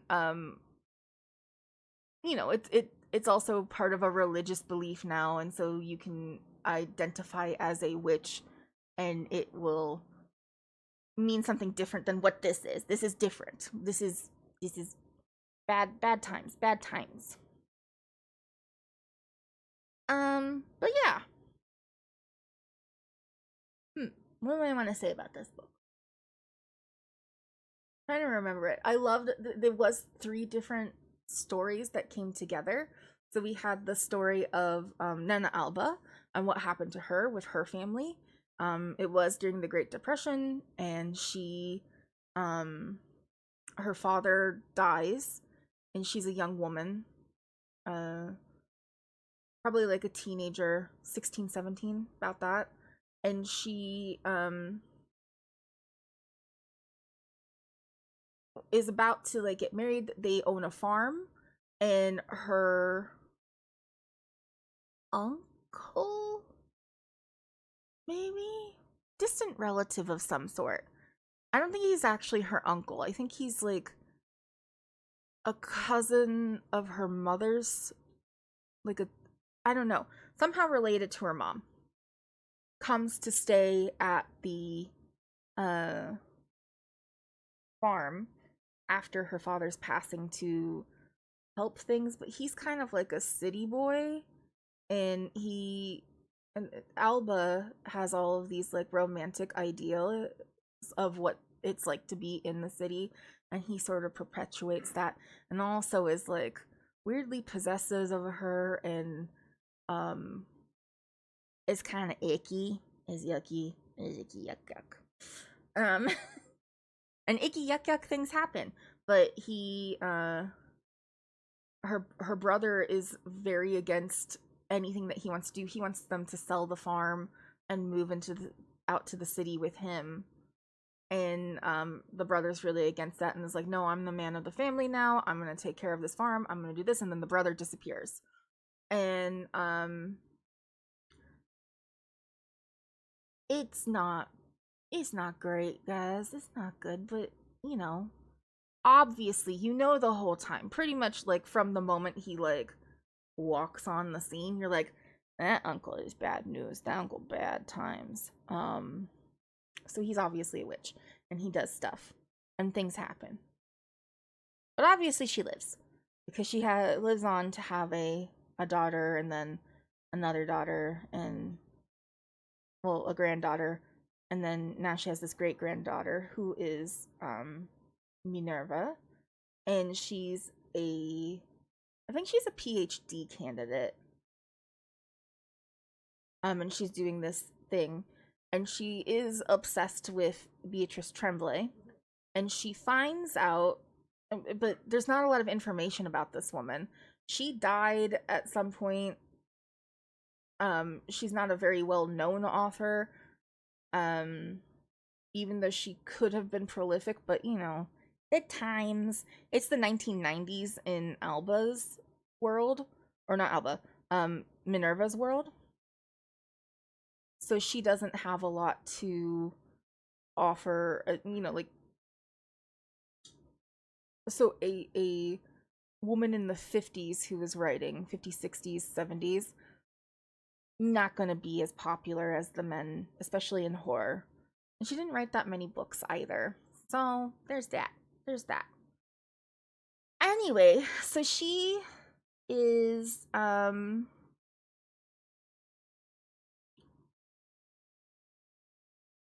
trying to find out information about this woman, and she finds out this guy who she's seen at like parties and stuff like that. Oh shit. You guys do have ads. I'm gonna keep on going, and you can get this in the VOD. But she sees that this guy has she's seen at parties. He knows her. He knows his mother is this very rich woman who was like besties with Beatrice at the time. And she has the lost manuscript and all kinds of letters and like art from the missing girl. So that's how she gets her foot in with this woman, and it's kind of interesting how it all devolves into what happens, because it all is happening at the same time. You get like little pieces of the story with Alba and what happened in the 1900s, the early 1900s. Was it the 1900s? Yes, because it was the Great Depression. So it was during the Great Depression, and then you'll have what is happening with Alba, or no, Minerva. God, I'm getting their names mixed up so much. You'll have what happens with Alba, you'll have what happens with Minerva, and then you'll get little pieces of what happened to Beatrice from her point of view. And it's just really cool how all of these women come together. And it's still, I know I said that this wasn't going to be a story about female empowerment the way that a lot of witch stories are, but there's still female empowerment through the women fighting against the forces of evil.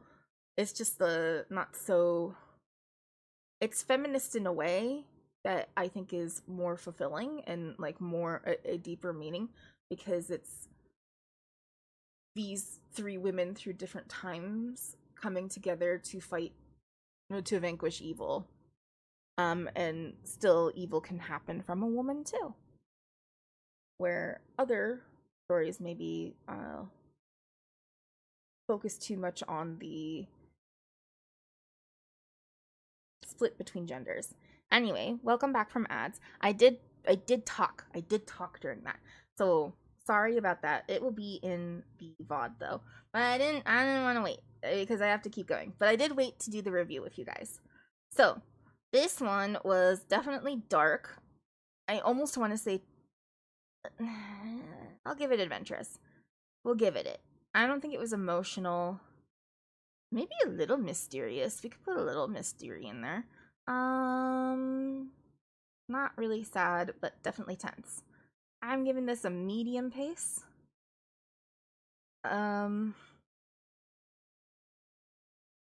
Maybe a mix of plot and character driven. Sort of complicated on that because it's, I don't really know. Do we find the characters lovable? Yeah, why not? Would you say that the cast of characters is diverse? Sure. Are the flaws of the main character a main focus of the book? It's complicated. And then, what do I give this one? It's definitely in the 4s, because I definitely really liked it. I don't know if it's a 5, but it almost is. So I'm going to say 4.75. Okay. So, I loved the 3 stories of these women and how they came together in the end. I always look to stories about witchcraft as a source of feminist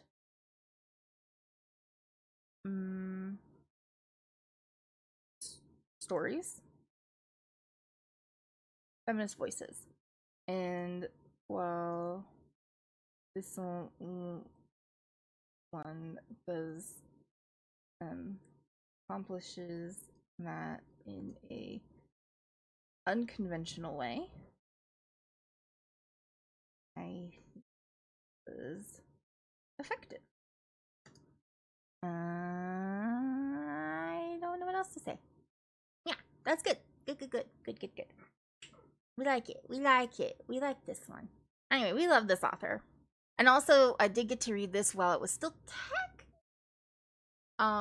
Hispanic History Month or whatever they call it. So that's kind of cool. Ooh, we have another favorite author, T. Kingfisher. I don't know if you heard me rant about her, but I fucking love everything that she writes. This one's a dark fairy tale. Um, it's funny. It's her classics. We talked about her during the Edgar Allan Poe talk because she wrote um what moves the dead. Moves the dead? Moves the dead? One of those. It was the one with the Alex Easton, I think is their name. Um Character who, you know, non-binary highness, non-binary royalty. I don't know, but we love them. Yeah, it was blah. They were a soldier, and a retired soldier. But I was trying to be like, our non-binary queen, but that doesn't really work. Or non-binary king doesn't really work. Non-binary mage, page. Oh, monarch. Monarch does work too. I don't know. But I was going for that, and I stumbled. I stumbled. Anyway, this one was, oh god, I fucking loved this. But I always, always, always loved the fairy tales. Um a dark reimagining of Snow White.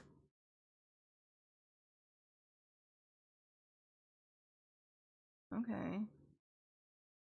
No, okay, no, I get it. I get it. I get it. Yeah, no, I get it.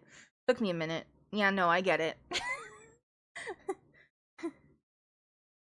There's an apple. There's a mirror. I get it. I get it. I get it. I'm there. I'm with you. Okay. Dark reimagining of Snow White steeped in poison, intrigue, and treason of the most magical kind. All right. Healer Anya knows little of politics, but much of poisons. When she is summoned to treat the mysterious illness afflicting the king's daughter, she finds herself against the clock, desperate to track down the sources of the poison killing the princess, Snow. Right, her name was Snow. I did forget that. Yeah, no, this makes a lot of sense. Why did I not pick up on that? Probably because I forgot that the princess's name was Snow. No, okay, I'm just dumb. I also don't like I don't like Snow White that much. I don't know. There was no little short guys. What was I supposed to do? I didn't see any dwarves. Where the fuck are the dwarves? How am I supposed to know that this is Snow White?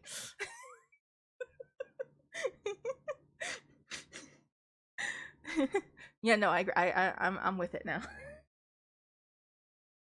Oh my god. The sister's name is Rose too. What is wrong with me? I'm so stupid sometimes. But the chance of discovery of a strange alternate world inside a magic mirror leads Anya to darker discoveries. It's not a magic mirror, including what really happened to Snow's dead sister Rose and why their mother seemingly went mad and cut out her heart. Aided by Tacturn, Taciturn bodyguard, a narcissistic cat, you could just say a cat, and a late Renaissance understanding of the scientific method, Anya must navigate the mysteries of the mirror world before the Dark Queen that dwells within rises to threaten them all. Pretty good description there. I didn't read the description. I just saw T. Kingfisher, dark fairy tale, and I went, okay, add to list. Add to list. We will read that. It'll come up someday.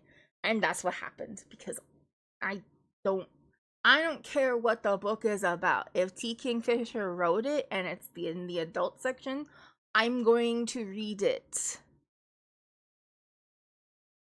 So that's just how I feel about her. Yeah, Disney has made me feel eternally icky about Snow White. I just don't, yeah. There's some versions of Snow White that I've read that I'm like, oh, that's interesting. And this one is on there. This one, I just didn't pick up on it because I don't really like, I don't like that fairy tale that much. I didn't pick up on. I feel stupid still a little bit about it. So anyway, Anya like they say, she doesn't know much about politics, but a lot about poisons. When she was a young child, she was with her, I think she has a sister. Yeah, she has a sister. And I think they had a loss in the family or something like that. And so their parents like sent them to go stay with their aunt. And their older cousin, who was just older by a couple of years, was being a snot nosed little brat the whole time and being like, oh, I know so much more about the country than you city girls do. Here, look, I'm gonna. You see this plant growing out of the ground? And he pulls it out and he's like, it's a country carrot. You can eat it. Nom nom nom nom nom. And it turns out it was hemlock, and he didn't know that because he's a fucking idiot. And there's no way to not fucking die if you eat hemlock, dummy. So the boy dies. And Anya becomes obsessed with the concept of there being poisons in the world and the fact that there was nothing that could be done to save him. And so she wants to, like, it becomes, as a child, becomes her mission in life to figure out antidotes. And so she becomes the, like, this is like Renaissance timey sort of times, you know, Renaissance fair timey sort of times. And so she becomes obsessed with understanding it, and her dad's like a merchant or something like that. I think it's her mom that died. I think she has a mother. So anyway, she becomes this healer woman, sort of considered kind of a doctor because she's able to get to people and save their lives with antidotes if they accidentally poison themselves, which she's doing with like opium den overdoses. She's able to help if she gets there in time. And, you know, people respect and sort of revere her in her village. The king has his daughter, and something really crazy had just happened, like that was alluded to, that the mother went fucking nuts and cut out the girl's heart, Rose's heart, her daughter. And so now Snow is only the one left, and she's really, really sick. And he thinks she's being poisoned, but he can't tell by what. So many healers have come to see her. He doesn't know what to do. So he comes to Anya, and he's actually like super kind of cool for a king. He seems like a cool guy. And it's just like, I'm at my wit's end. I don't know what to do. Please come help my daughter. I promise I won't kill you if you can't figure it out. And so she does. She comes and she tries to like study everything, and she's like a really interesting character, very like T. Kingfisher character who's a little bit like, this bitch is on the spectrum and I can tell. But yeah, Anya tries to figure it out, and it's kind of humorous in the ways that it can be. And at some point she sees Anya go high, like they're outside in this weird like summer house thing that they have that's like in, it's like in the mesa environment with less tornadoes and scorching sun. But it's like in a desert. And she finds this apple, and Anya sees her like hiding behind this thing trying to eat this apple, Snow. And so she takes it from Snow and's like, what the fuck is this? This could be the thing that's making you sick. And so she takes it into her little lab place that they set up for her and is trying to figure it out. And at some point is like not sure what's going on with the apple. The apple looks weird. It's kind of got like this silver sheen around it. And she feeds it to this rooster that she bought to see if he dies, and nothing really happens from it, and she can't really figure anything out with it. And so she eventually is just like, well, fuck it, we ball. She eats some of the apple, and it makes it so like nothing really happens, she doesn't think. But then she goes into her room and she finds out because she ate this apple, she can now go into her mirror. And some spooky stuff had happened with it. And like anything that has stuff with like mirrors, kind of freaks me out a little bit, but I think that's like a normal thing to be kind of scared of, like mirror people things, you know? But she's able to go into the mirror and there's this whole mirror world thing that's kind of crazy. And then also, she now can hear this cat that now talks to her. And my favorite line that has ever happened in any book ever happens in this book. Because the only person who knows, the cat comes. I know. I didn't think because it's not a poison apple, really. It's an apple that comes from the mirror world, which just happens to make you sick.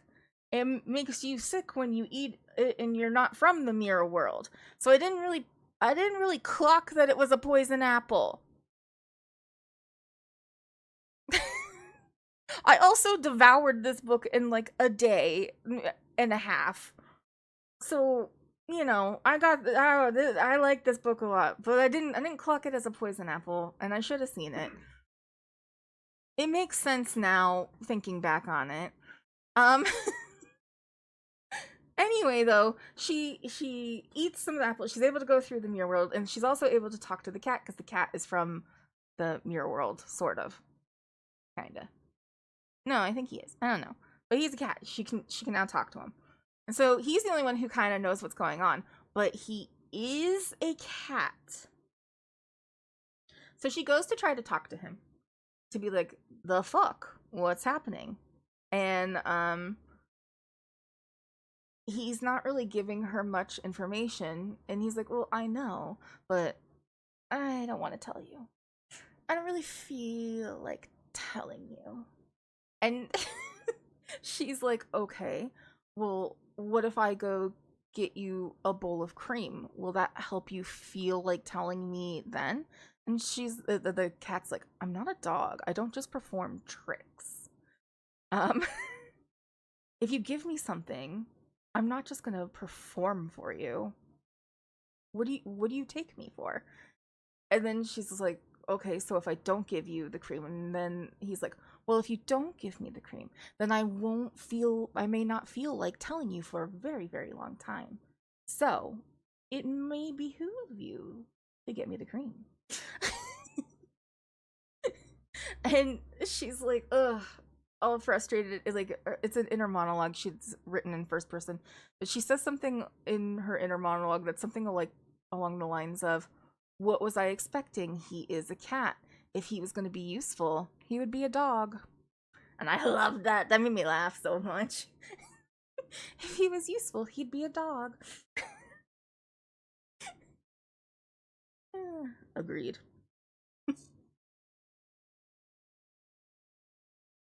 Anyway, good book. Had fun. Love this book. 4.2 rating, should be higher, honestly. I do feel dumb that I did not clock the whole Snow White thing. It makes a lot of sense now that yeah. Yeah. Whoops. It was adventurous, it was a little dark, it was funny. Sure, we'll give it a little mystery. There's a little mystery going on in there. You didn't know what was going on. But it's tense, and that's pretty good. Pro body's perfect, exactly. I'm gonna give this another medium paced one because it does take a while to get to it. Character or plot driven? Honestly, plot. Is there strong character development? No. Oh, no. Did you find the characters lovable? Yup. There's also a little romance in there between the bodyguard and Anya. No gay. No gay in this, I don't think. I don't think if anybody in like the side of it was gay. I don't think so. We're missing the gay in this one, but that's okay. Not everything I read has to be gay. We can have a little hetero in there. Would you say the cast of characters is diverse? Not really. I said yes on accident. No. Are the flaws of the main character a main focus of this book? You want to be boring, you can read hetero things. Yeah, I agree, but that's okay. Things can be a little hetero.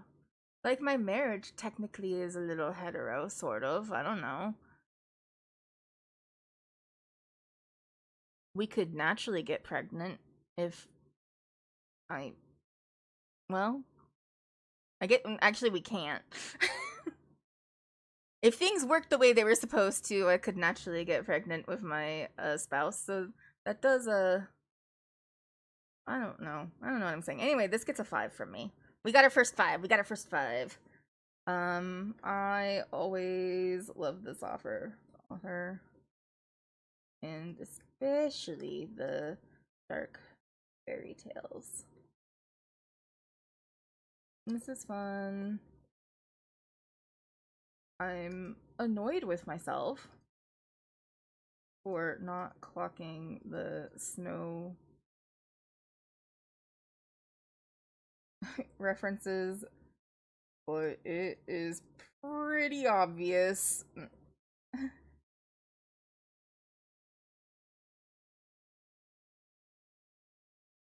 Looking back now.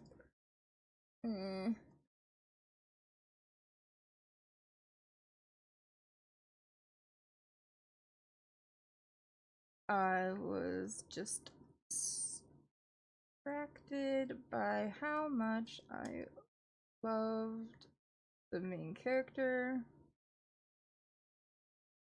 and the humor of the. There we go. If it's only hetero, it's only hetero if you can conceive. I don't remember reading that in the sex ed course of my school. Definitely didn't have. I mean, like, I'm just saying that if I were, if Remy were a trans man, we would need a little help in conceiving from the get-go and wouldn't be trying to do it naturally. Now we're just not trying at all because this doesn't seem like a good idea, honestly. We're just like, we'll just have dogs instead. That's fine. We have children. We have a son and a daughter. Their names are Uriel and Sapphire, and that's good enough. Good enough for me. Anyway, great. We have a 5.0. God, we have so many more to get through. I know, I keep yapping. I'm having a hard time. Well, no, we have time. We have time. We're almost 1, 2, 3, 4, 5. 6. Yeah, we're at the halfway point now. I can get through these. I can get through these. I can do it.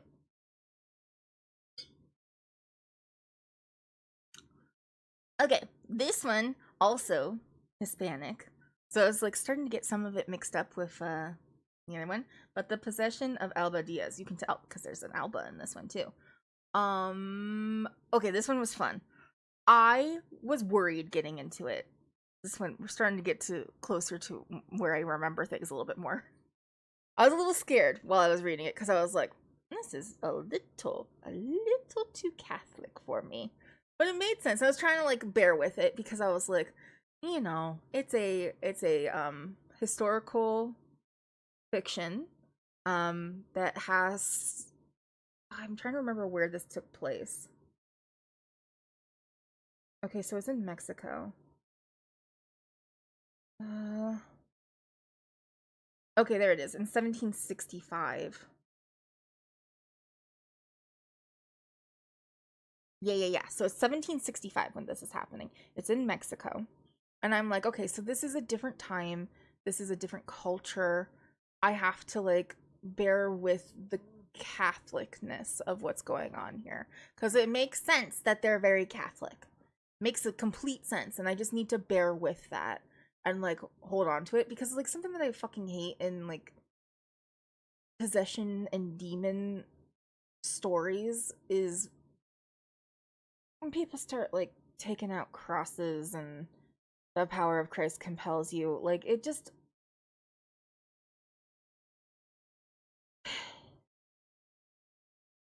I just can't. I can't take it seriously. And it drives me like a little, I just like fucking hate it so much. I, I'm sorry, but Jesus can't save you from evil. It just that's not the way that this works. And it's something that bothers me. And so like that started happening in this and I was like, okay, I need to stick with it because the different culture and I need to be open to cultures that maybe like I don't believe in it, but like, they do. And so like maybe the belief is enough and we can stick with this. And then it like ends up in a really good place. But like I was starting to get like a little bit scared because like a lot of times, especially when you're like really sticking with like the church with it, it's going to be kind of oppressive to women, especially in 65 65 65 1765. Like that's not good for the women involved, and this is told from the point of view of a woman. um yeah, not good, not good, bad news. So I was a little concerned. It ended up being all right in the end though. So stick with it, and it'll be okay. And then it's very sweet and romantic in the end. I'm sorry. I know that there's a desire for this horrible thing has happened to you. Literal evil has invaded your body, but you know, you should be a broken shell of a human after that. How do you find the strength to pick up and carry on? And I prefer when there's like a sort of happy ending at the end of some of these stories to show that you can move on from absolute devastation. You're scarred, but you can move on and find a new way of living. And anyway, so the possession of Alba Diaz. We'll go ahead and read the description real quick. Ooh, good rating. Good rating for a horror novel. This one is also new. I think it came out in September as well. 2025 though. When a demonic presence awakens deep in a Mexican silver mine, a young woman, the young woman it seizes, must turn to the one man she shouldn't trust.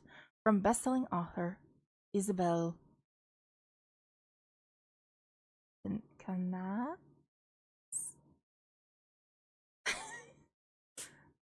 I never know what you're supposed to do with the N. I didn't take Spanish. I don't know what you're supposed to do with that Spanish N. So Canis. In 1765, plague sweeps through Zacatecas.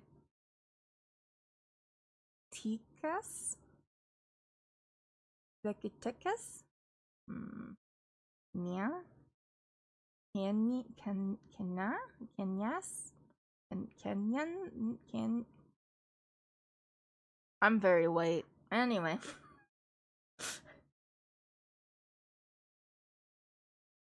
Alba flees with her wealthy merchant parents and fiance Carlos to his family's isolated mine for refuge, but safety proves fleeting as other dangers soon bare their teeth. Alba begins to suffer from strange hallucinations, sleepwalking, and violent convulsions. She senses something cold lurking beneath her skin, something angry, something wrong. Elias, haunted by a troubled past, came to the New World to make his fortune and escape his family's legacy of greed. Alba, as his cousin's betrothed, is none of his business, which is of course why he can't help but notice her every time she enters a room, or the growing tension between them, and why he notices her deteriorate when the demon's thirst for blood grows stronger. In the fight for her life, Alba and Elias become entangled with the occult, the church, long kept secrets, and one another, not knowing that one of these things will spell their doom. Eh, this description's okay. It's not that great. But yeah, there's this Mexican silver mine, and there is in the beginning while they're still in the city, um, we meet Carlos, her betrothed, who she only chose to get married to. Right, there is gay in this one because he's gay. But it's 1765, so he can't be like okay with that. So he's gay. His cousin is Elias, and Elias has a reputation as a felon who has been recently released from prison, and he was charged with murder. I think so. And there's something with like drug trafficking going on here too, like old timey 1765 drug trafficking. I'm not entirely sure what was going on with that. But yeah, and the silver mine exists. But the people in the silver mine are have like some sort of whoa, what the fuck was that? I scratched my nose and it did not like it. There's something with a some sort of pagan idol worshipy thing happening in the mine, and the mine makes Alba feel weird. But another interesting thing about Alba is that um she knows that she originates from this place and that her parents adopted her. She doesn't really know anything about her birth parents. But when she comes back to this place, she kind of thinks it might be an interesting opportunity for her to find out where she comes from. But nobody will talk to her. Everybody kind of acts sort of scared of her. And like they cross themselves around her. Like it's kind of wild, and she doesn't know why. And so that's kind of cool. Also, this is where Silas is from, and his family is from there, and his father was the main owner of the silver mine at the time. But he has died, and so technically it's supposed to move on to Elias, but Carlos has a claim on it because his father also had had partial ownership of the mine, and because Elias was in prison, he like wasn't able to take his claim, but now that he's back, he's able to take his claim. And so there's something going on with that, but it was interesting. Anyway, I thought that this was a really detailed and interesting book. And then in the end, there's like the possession thing, there's this demon, something that is like inherent in Alba, and like you think that she's going to like fully like be like, oh fuck this demon, church take me, Jesus will surely save all of this, and then it doesn't happen like that, and I was so happy. And then the romance between them was really nice, and it made me cry.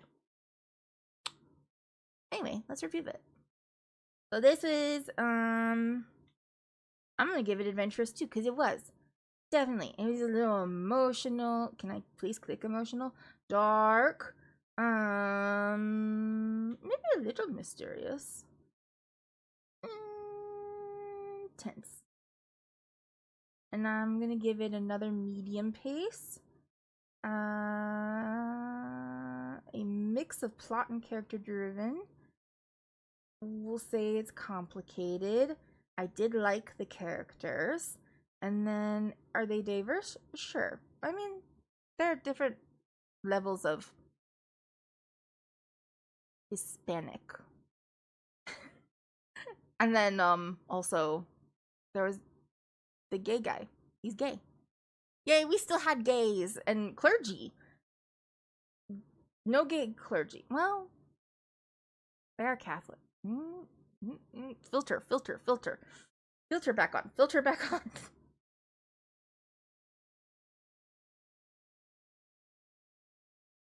Whew. Whew. Are the flaws of the main characters the main focus of the book? Well, she is inherently possessed by a demon. So it's complicated. Anyway, I'm gonna give this one a 5 too. I liked it. Um, it made me feel things. And also, we did read it during Hispanic Heritage Month, so we gotta give it to him, you know. Oh, also, happy Day of the. I'm not gonna try to say it in Spanish because that would be honestly more disrespectful for that to come out of my mouth. But a little bit late. But Day of the Dead was, I guess, yesterday, was it not, or is it still today? I don't really know. Anyway, if you celebrate, neat. I know. I know. Happy Deus de Muerto. Nope, we're not gonna try to say Spanish things. Anything I'd like to add? No, I'm actually not gonna add anything else. We're just gonna keep going. I don't know what to say. I don't know what to say today. Filter is coming off. Ooh, we have another TK finisher. So there was a lot. There was a lot. This one is a new one. It is the Sworn Soldier 3. So Alex is back. Alex came to save the day again. And this time we're in America, in West Virginia, at a mine. Ooh, Nito burritos. I really wish that I would have put the filter back on a little tighter. Anyway, I get very excited for Alex Easton, as you guys know. I was close. Again, that's what I said. It would be more. It would be more offensive for me to try to say it in Spanish than me just fucking saying it. Like, I'll just say it in English because me trying to say it in Spanish is just gonna come out bad. It's gonna come out somehow French. Sorry, Latin based languages come out French for me now, and I'm so sorry. Yeah, I hope that you had a good time with your family, Cass. Um, yeah. Ah. Speaking of Catholics, Catholic things, you know, there.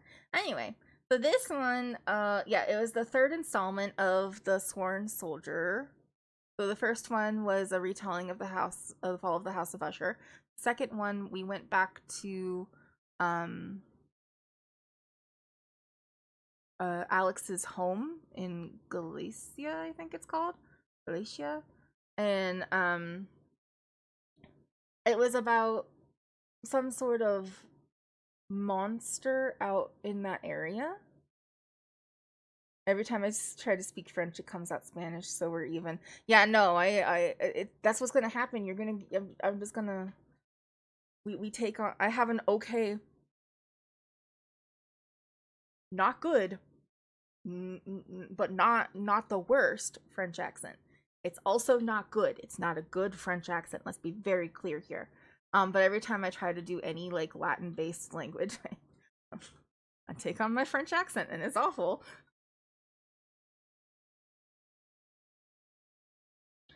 Anyway, so yeah, this is a short one, a less than 200 pages. I believe I read it in a day. I might have split it into two. Yeah. I didn't see it. I couldn't remember what it was actually called, but yeah, I was calling it Galicia at the time. But we went back to the second one was at in their home. It was at like their lodge house, and it was really interesting. But I don't think it was as good as the first one. And then we did this one, which now is in West Virginia. The last one, we got to see more of Mrs. Pop or something like that. I don't remember. But the mycologist that we met in the first one. And this time we met up with the American doctor who was in the first one. and it was kind of cool to have those characters from the first one reintroduced into this one. And it's kind of fun. Yeah, Dr. Denton was what their his name is. So, description. The next novel of the New York Times bestselling Sworn Soldier series features Alex Easton investigating the dark, mysterious depths of a coal mine in America, West Virginia. Alex Easton does not want to visit America. Fair, fair, Alex. Understandable. They particularly do not want to visit an abandoned coal mine in West Virginia with a reputation for being haunted. Also fair. I also would not want to do that. But when their old friend Dr. Denton summons them to help find his lost cousin, who went missing in that very mine, well, sometimes a sworn soldier has to do what a sworn soldier has to do. Anyway, yeah, pretty good. I thought that this one was really interesting. I think that a lot of times, especially in this series, we have this like supernatural, sort of almost paranormal thing happening, and it's kind of crazy and wild. And Kingfisher goes in and tries to explain it in some way that makes it almost turn sci-fi. Um, and that's what happened here. And I really thought it was good. We had like a hive mind thing going on of some creature, otherworldly creature, and it was really good. There's nothing wrong with exploring random mines in West Virginia. I didn't die. You were lucky. You were lucky. Anyway, we read another horror from West Virginia. But I'm all for Appalachian Dread. That's what I call these ones. I think that they're great. I like this one. Again, I just think the first one was so good. So I don't think that it was as good as the first one.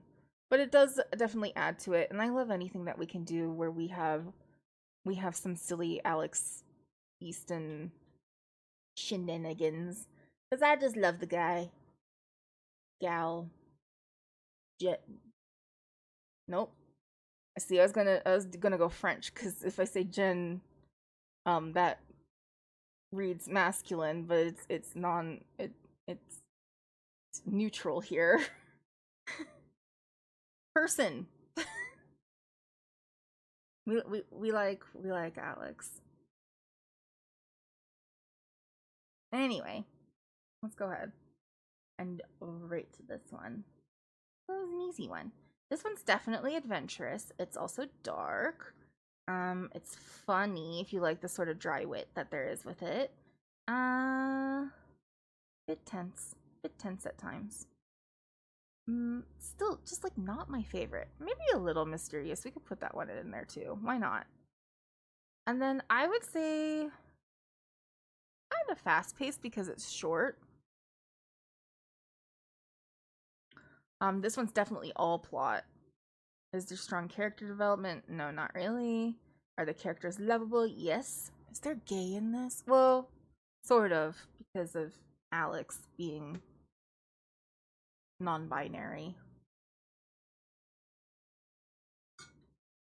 Kind of maybe asexual, maybe aromantic. I can't really tell.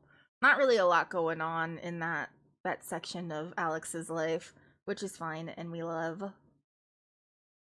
Is the cast of characters diverse?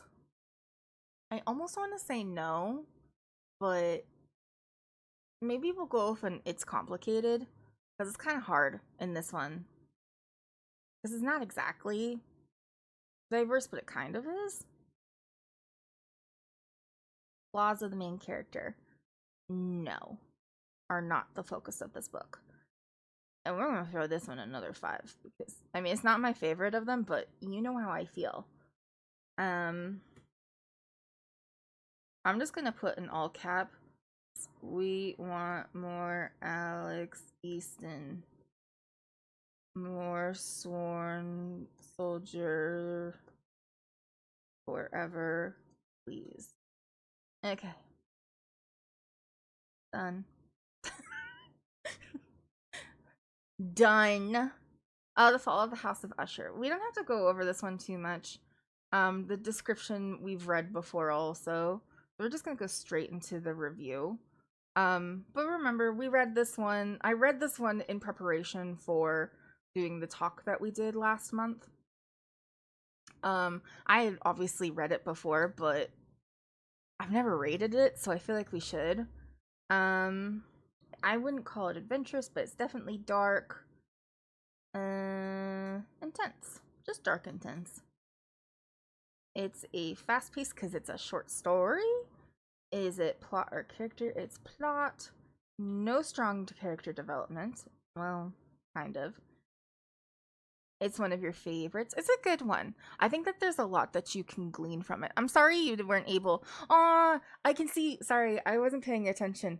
I made sub badges yesterday, and you can sort of see them now. There's it's just a little. You got a little batley. You got a little batley on your. I just noticed. It's so cute. I made sub badges, guys. I did a good thing yesterday. I made sub badges. I got some stuff ready. I did some preparations, and then I also made a karaoke track. I made the schedule. I did so much work. You're cute. Okay, anyway, sorry. Did I find the characters lovable? No. Are the characters diverse? No. Are the flaws of the main character phase focus of the book? No. How do you rate this one? How do I rate this one? I think that it's an interesting short story. It's a Poe work. And it's a short story. It's a really good basis for something. Um that's why I liked it as the base of the adaptations that we talked about with this one last month. Um Man, we could look at more Poe books and see if anybody else has done them. I don't know. Well, I might look into that. But like, I think that he does a good job of putting something like a concept is there. And I think that there's so much that you can glean from it depending on what lens that you look at it from. Because we were talking about we looked at it through a feminist lens, and we had this concept of Madeline's worth was in being able to produce an heir for the lineage, which was all done through incest. And then so we had that lens, but we could also like look at it through a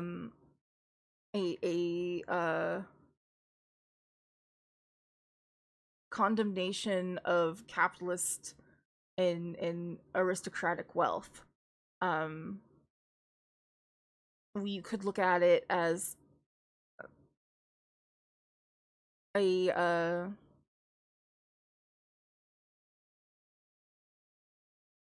you could look at it through a queer lens as well, because we talked a little bit about how we thought that maybe if you looked at it as Roderick being gay and not being able to produce an heir, and what that says, and there's just so much that you could say about it, and I think it's really interesting.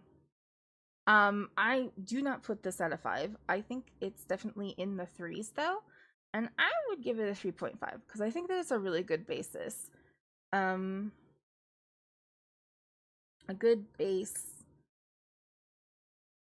story that many have used to grow upon. I don't know. And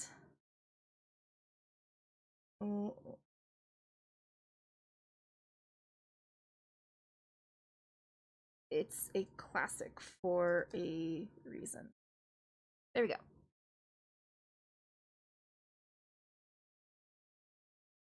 All right. We're gonna have ads in about a minute, and then we're getting kind of close to where I would need to stop. We still have 4 more to go though. So we'll try to get through them. I don't know if I should pause for you guys and let you guys go ads, or if maybe I should just like run them now. I might just run them now, and we'll probably go over a little bit. Sorry, we're gonna run Mm, maybe we'll see if it'll let me. Yeah, let's go ahead and run them now. And then I'll go ahead and go through the next, but we'll go over time a little bit today.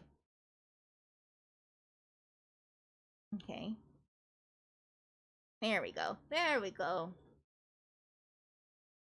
We'll go over time a little bit today, but for now, I get to talk to my wonderful, lovely, and favorite.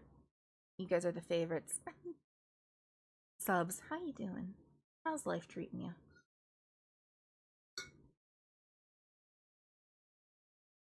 I don't know. Is it dumb to do a subathon when you only have like 60 followers? I don't know. I just want to like do something where like everybody can come. Maybe we'll just call it like a birthday thing.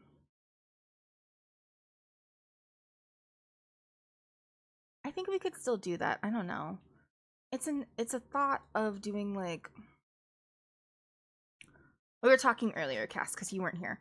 I kind of want to stream on my birthday because I don't think we're gonna do anything anyway. And so it'll be kind of like a birthday party, and I kind of want to do it so that I can try to like up my follower count. And so like I'll do things for followers.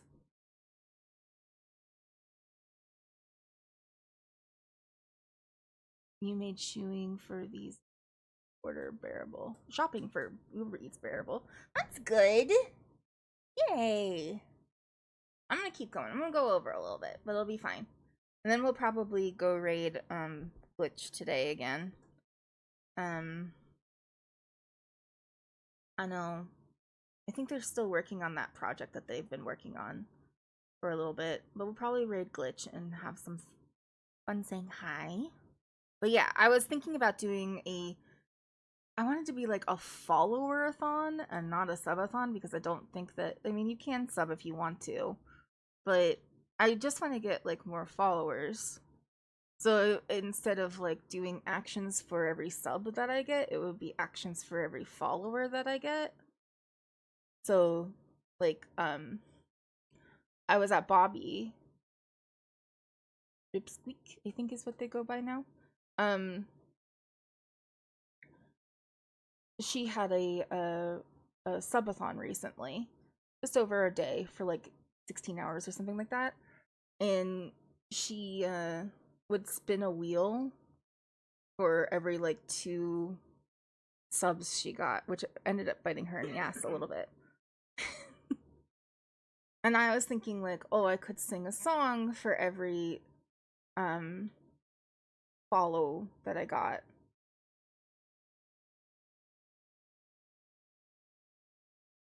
Yeah, having raids come and get me for birthdays, that's fine. But I think I'll just like put it's my birthday party.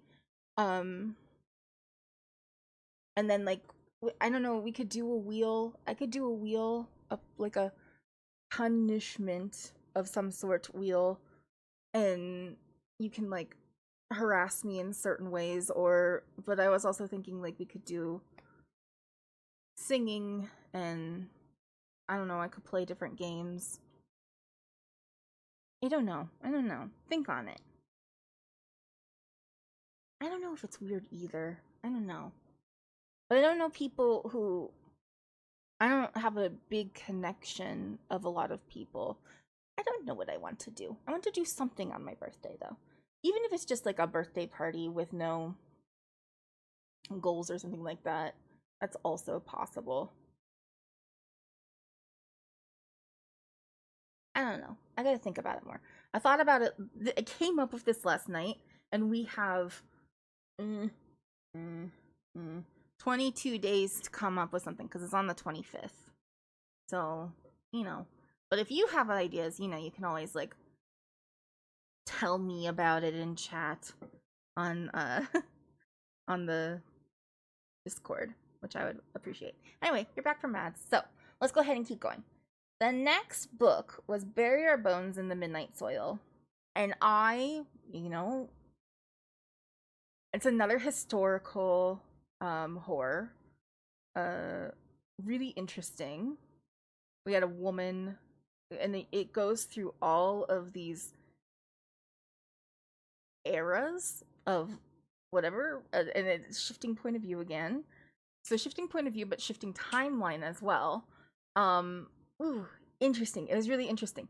So I picked this book up because somebody from Blue Sky in like Book Sky, one of my mutuals, read this book.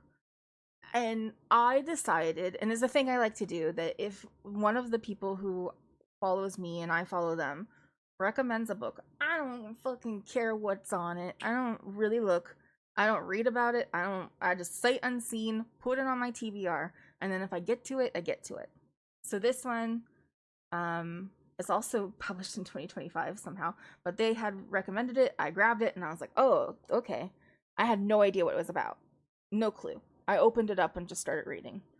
I assumed it had something to do with bones and death, and that's all I got. Turns out it's about lesbian vampires. Had no clue. No clue it was going to be lesbian vampires. Didn't even notice there was an LGBTQIA thing on here. Had no idea. But it's tagged as it. So I was like, oh, yeah, this is up my alley. Okay, this makes sense. Okay. Had no idea I was getting into a book about lesbian vampires. It was really good though. Now I wish I would have taken that break. Because now all of a sudden I have to go. Okay, you know what? You're getting a little break. I'm sorry. I'll be right back. I'll be right back.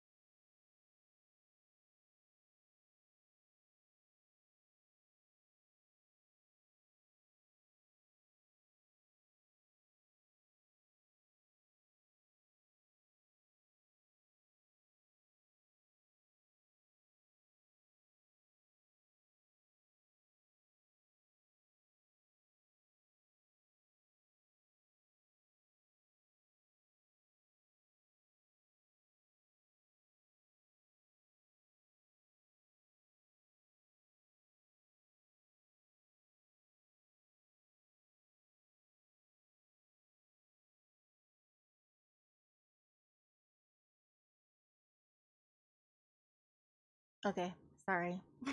I'm back. Okay, right. Yeah, didn't know this was going to be about lesbian vampires. Had no clue.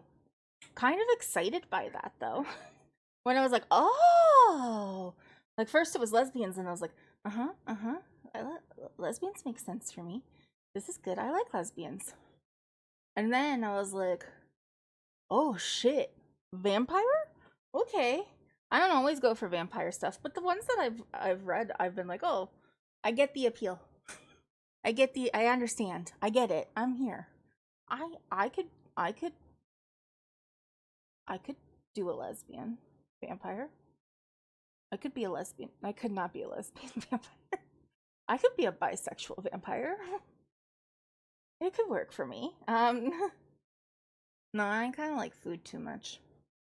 Anyway, let's go ahead and read this description from V.E. Schwab, a New York Times best-selling author of The Invisible Life of Addie LaRue, a new genre-defying novel about immortality and hunger. This is a story about hunger. Okay. Yeah, we have three storylines. 1532, Santo Domingo de la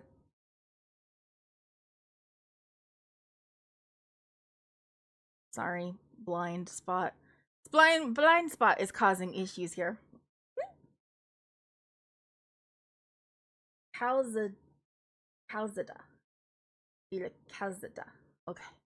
Oh my gosh, I could not see if that L was an L or if it was an I.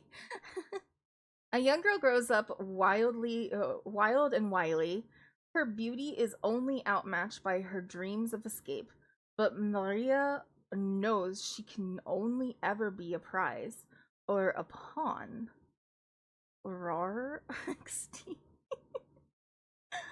in the games played by men when an alluring stranger offers an alter- alternate path, Maria makes a desperate choice. She vows to have no regrets.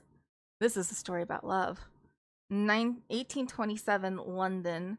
A young woman lives an idyllic but cloistered life of on her family's estate until a moment of forbidden intimacy sees her shipped off to London.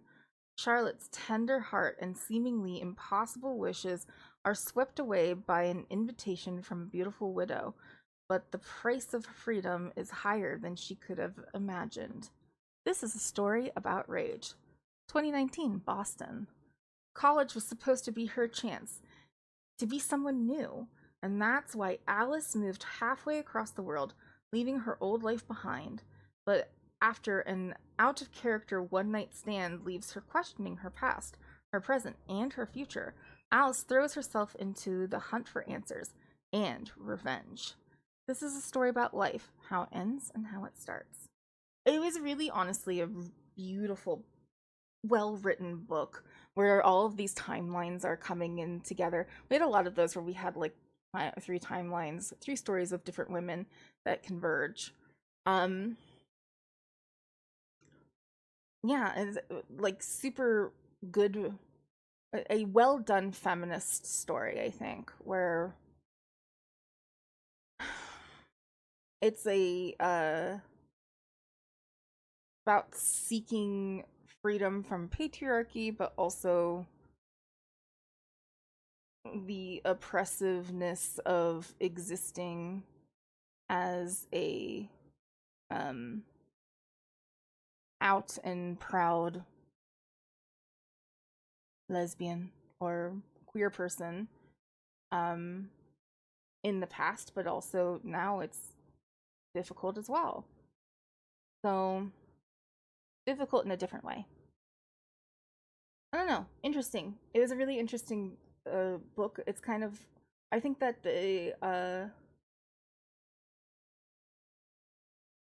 exploring the experience of queerness through the vessel of vampire is really interesting. It's not new, but I think that I don't know. I kind of like it because there's like some stuff with vampire that are like in the cliches of vampire.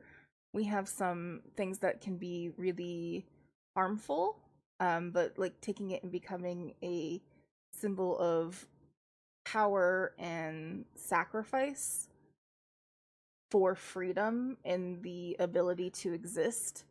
I don't know. It's interesting. I like it. I like it. So anyway, we'll go ahead and do this. Me like talking about the books for a second and then just being it's not adventurous. What am I doing? Dark, emotional, not really mysterious to me. Sad at times, intense. Let's see. How do I rate this? I would say this is actually kind of a slowly paced book. And then it's a mix of plot and character. There is a lot of character development happening in it for each of the women that we focus on for a moment. I did actually really like the characters in it. Are they diverse? Yeah, sort of. I mean, they're gay. They're gay. One of them's Hispanic. I don't know how that happened, but a lot of Hispanic things happened this month, which is go makes sense. Makes sense for what the month was, because Hispanic Heritage Month goes from like September 15th to like October 15th, I think. I don't know, but I picked up a bunch this time, and by a bunch I mean like 3. Whoops. Are the flaws of the main character a main focus of this book? Yeah. Yeah, sure. Definitely. I'm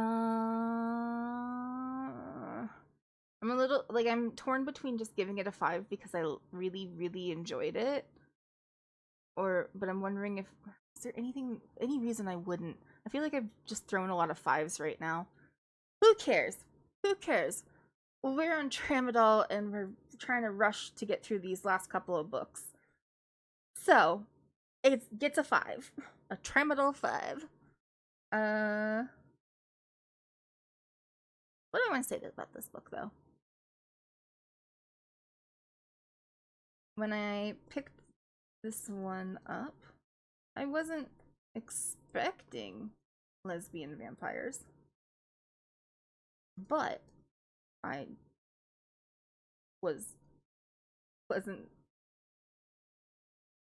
surprised to find them. I enjoyed the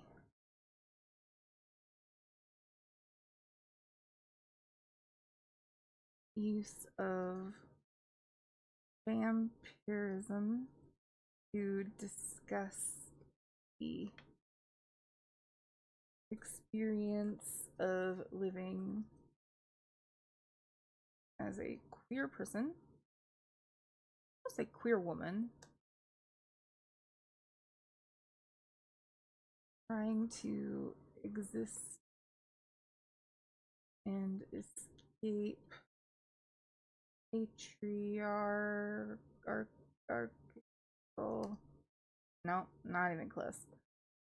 I think I just at the end there just sort of slammed my fingers onto the keyboard and went, something will happen. We'll get close. Patriarchal oppression. Wonderful. Fuck me.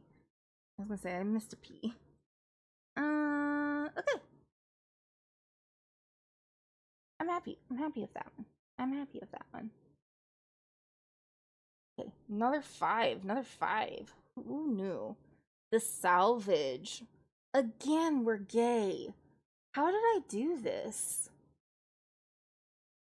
Anyway, The Salvage by Anbara Salam.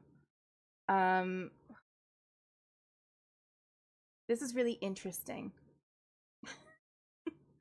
Another historical, everything's gay. If I read it, it's probably gay. Another one from a woman.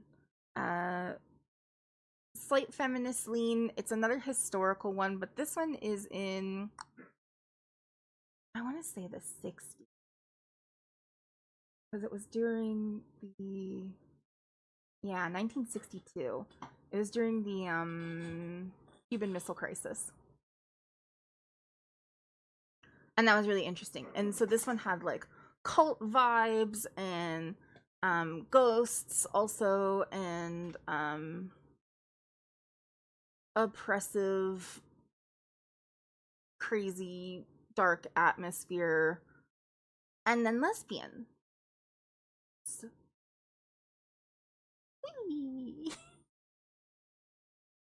well, bisexual at least. Little bisexual things going on. We need that representation though. It was pretty good. I don't know. So we'll go ahead and read the description just to remind me of some of it. A twisting gothic literary thriller sure to delight fans of Our Wives Under the Sea by Julia Armfield and The Wonder by Emma Donahue and The Paying Guests by Sarah Waters. I haven't read any of those. It's 1962 and Marta Hori? Hori? A trailblazing marine archaeologist has been called to, I forgot how they said this, Rock, a small island off of the east coast of Scotland. A Victorian shipwreck dragged. Oh, yeah, this is a shipwreck one. I thought of you the whole time I read this glitch. Gay shipwrecks? Dragged from the Arctic waters, holds the remains of a celebrated explorer and the treasures of his final expedition. But on her first dive down the ship, Marta becomes convinced she sees a dark figure lurking amid the wreckage.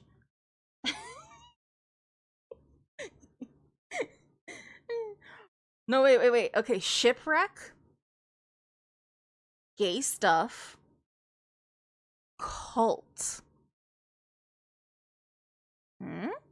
Have I hooked you? Have I hooked you? Not a lot of severe violence though, but cult. It was pretty crazy.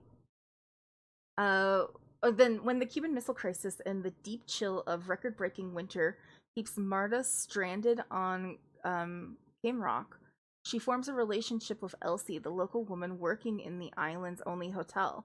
When the ship's artifacts inexplicably disappear, Marta and Elsie have to brave the freezing conditions to search for the missing objects before anyone else catches on. As something eerie seems to be following her at every step, Marta must confront if the haunting is a figment of her imagination, the repercussions from a terrible mistake from her past, or if something more sinister is at play that will trap her and everyone on the island and their secrets in an icy wilderness. Yeah, this one's written for. This one's a glitch story. I did think about you. And the audiobook is pretty good. Cuz I wasn't able to find, trying to remember.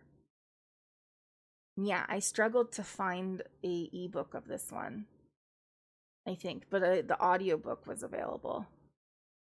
So, I had to get creative trying to get this one in ebook form. Which is why I'm like, oh, I don't remember as much because the way that my memory works is if I read it, I tend to like remember it because I have almost a photographic memory. Like it's not as good as it used to be, but like I remember the way the page looks, or like I'll remember things that you say in chat because I can envision the chat that's up on my screen. But if you tell it to me, I might not remember it because my brain just doesn't work with audio things as much as it does with visual things. There's no visual thing with it, which is why I do better if I can read sheet music. And I'm not like the best sight reader. I can't like look at a note and know what it sounds like, but if I have the first note to go off of, I do all right. Gay shipwreck equal me on any given fandom.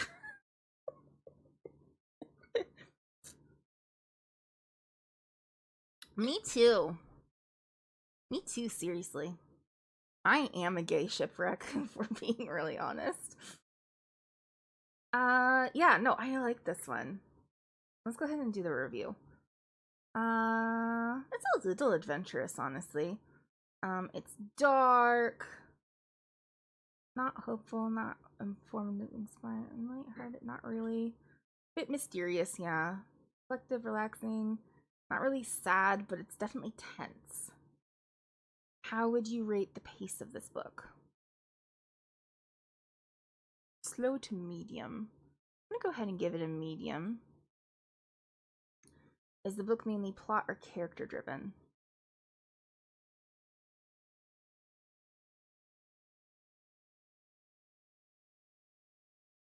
A mix? A mix? It's a strong character development. I think so, yeah. Did you find the characters lovable? Yeah, I did. Would you say the cast of characters is diverse?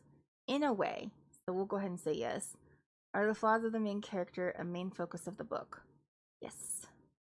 Okay. So like interesting things. So there's like a cult thing going on. They all seem to like they're not like worshiping this guy, but there's a little bit of like hero worship going on with him. And they also think there's something about these objects that curses people who hold on to them. And they believe that like yeah, she starts to believe that that curse is real. Um but then they start to suggest that maybe they're being poisoned by these whiskey barrels that I think it was whiskey, but the barrels that they had in Scotland, so it makes sense it would be whiskey. But they start to think that maybe that's what is causing the hallucinations, the mass hysteria, and then the Cuban Missile Crisis happens. But like the religion that is on this little island, they believe that they're the only people who are saved, and so they have like they had like a what is that? A bunker, I guess. Um and they wouldn't let her in because she's not one of them.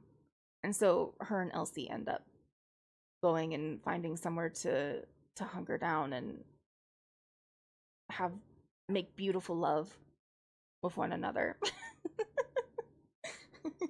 But it was really weird. Like the religious aspect of the book was really interesting. Um, so I did like this one. So it's definitely. I think I'm gonna give it just a 4.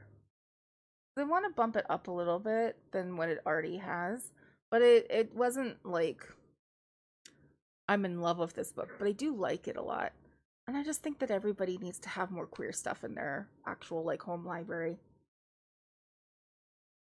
Their physical home library, if they have one. Okay. What do I want to say about this? I relate to this book as a shipwreck myself.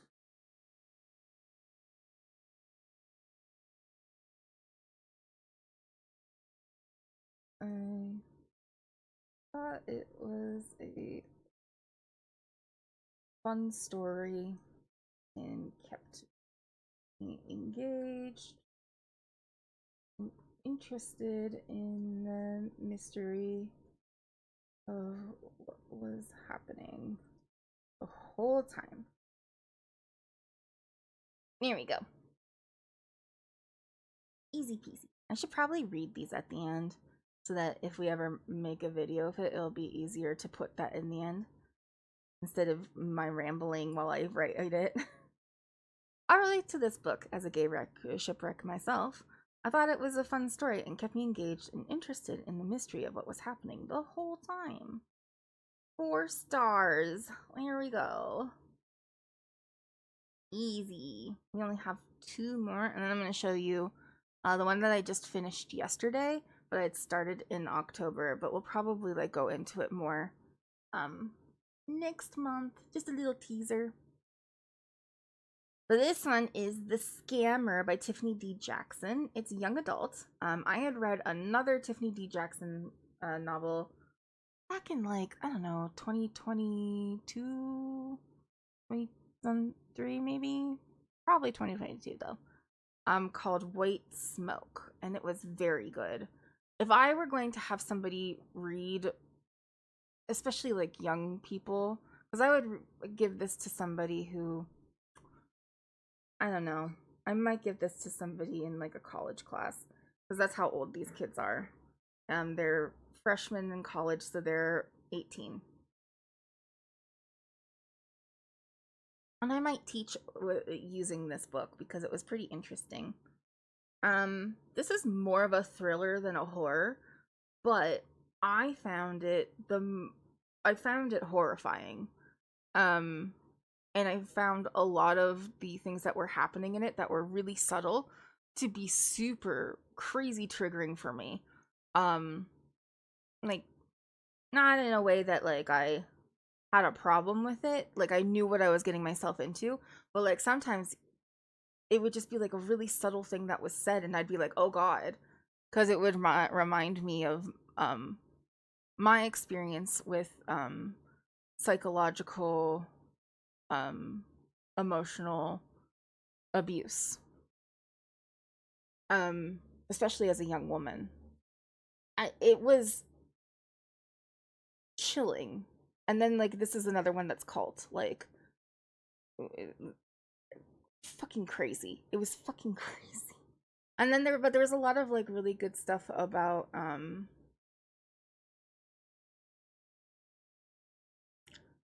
experiences as a black person in America, which I know I don't have like a ton of room to talk about.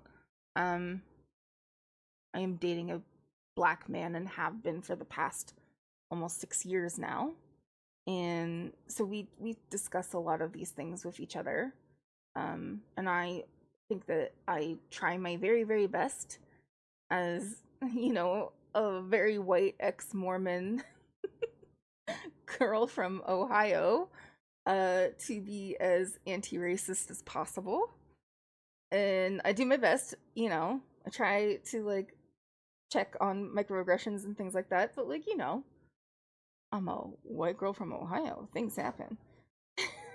I live in France, you know. I try my best though. So, but it's really nice. It's a great platform on which to have these discussions. And I thought that this book also did this. I think that it's a the first one that I read, White Smoke, was maybe a better starting point. Because this one I think that you really need to be able to sift through some nuance in order to get to um the meat of what is happening in it.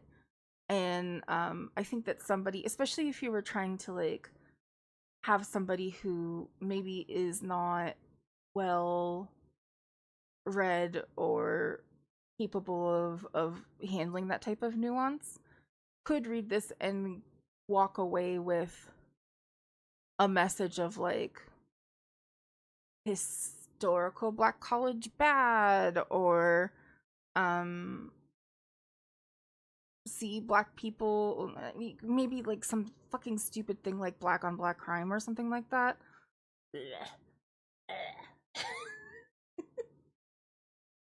Fucking goddamn. Anyway, but I think you could, if you were trying. So it's not a good first one. It's not a primer. Is what I'm trying to say. If you're already with it on that, you probably will have enough to like go through with it. But I think that it was a pretty good one.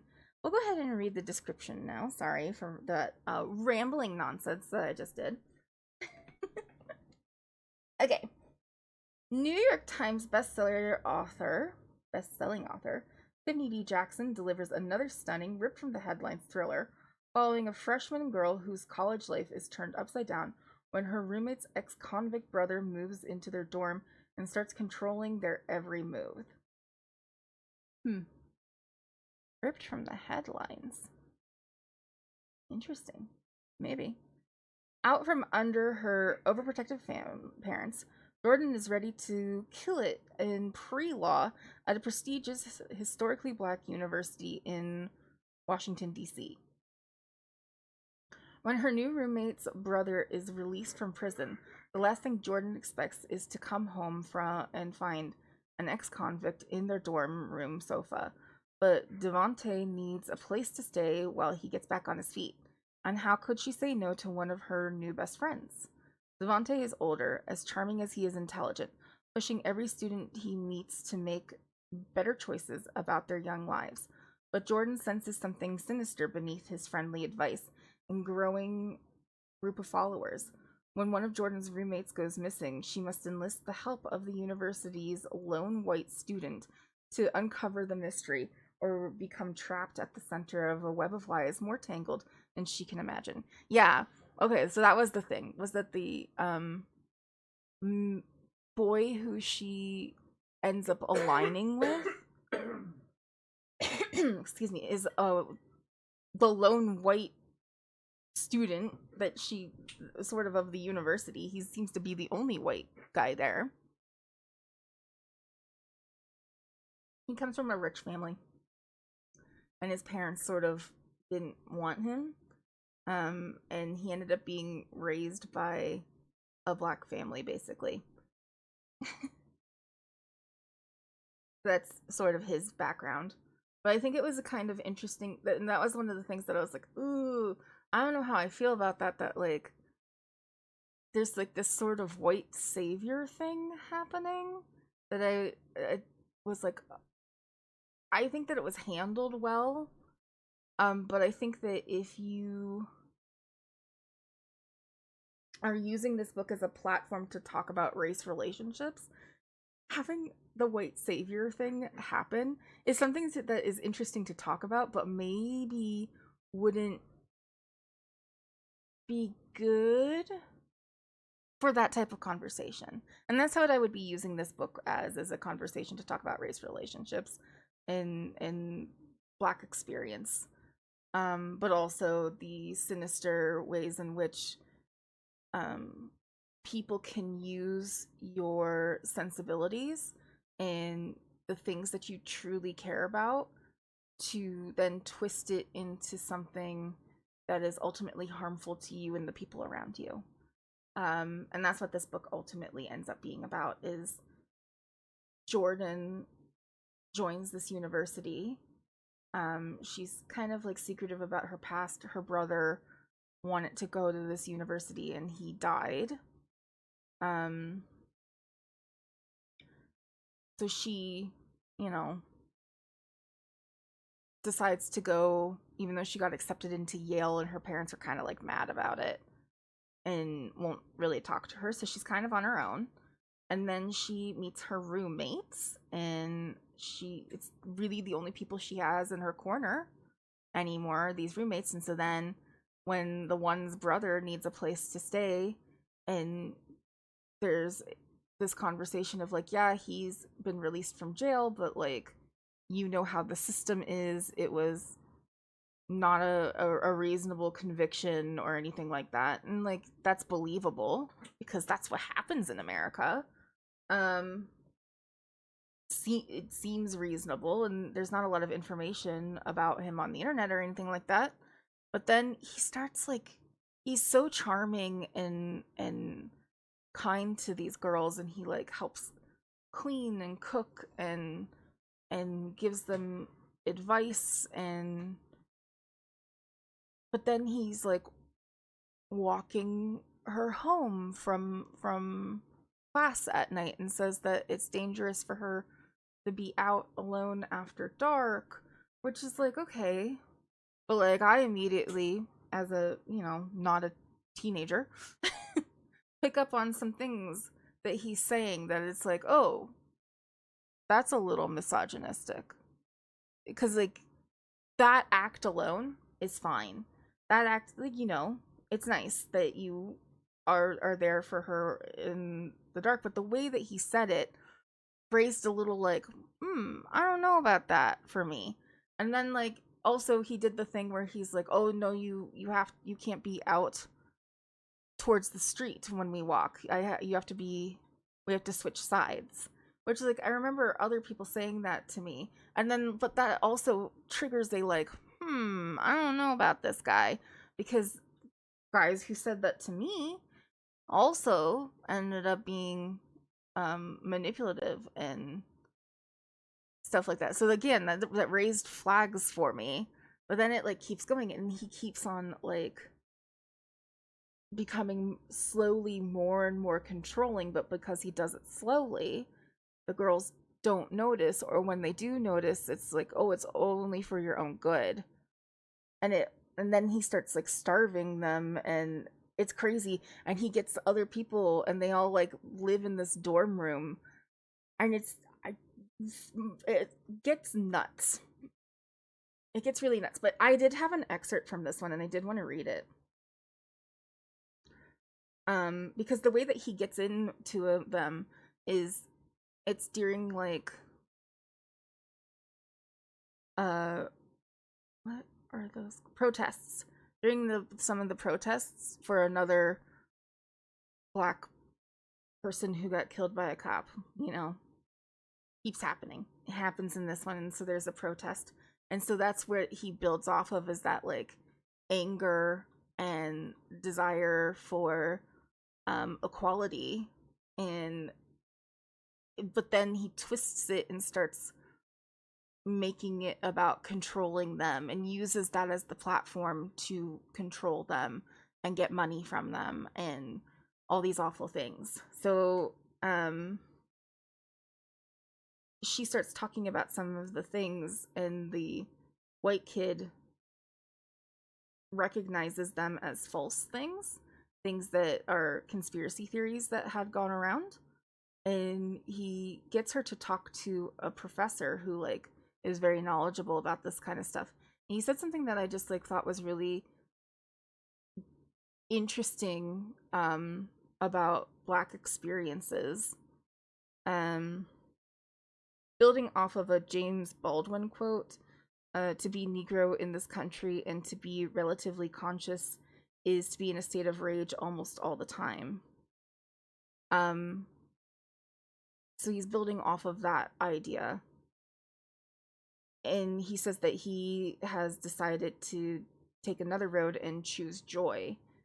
And the quote here is, joy, I scoff. Absolutely.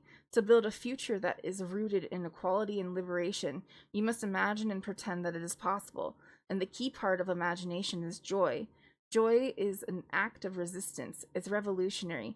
The fact that our people have survived all that we have and survived and thrived, defying expectation and insurmountable odds, that deserves to be celebrated.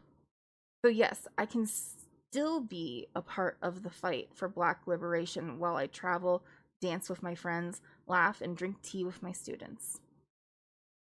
And I just thought that was, I don't know, I liked it. It really was a great addition into the story, and something that helps her turn the page a little bit and like move towards her own liberation from this control that this not student, but like this guy is doing to her.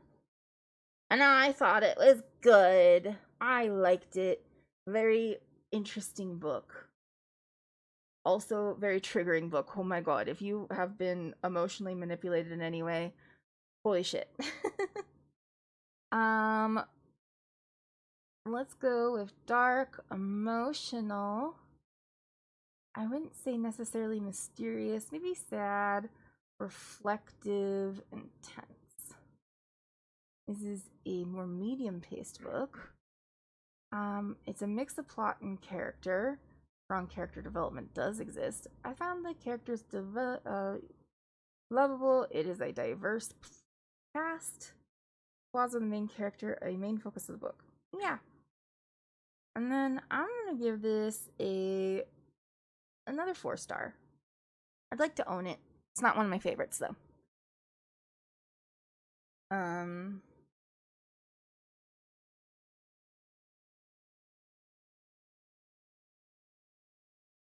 Tiffany D. Jackson is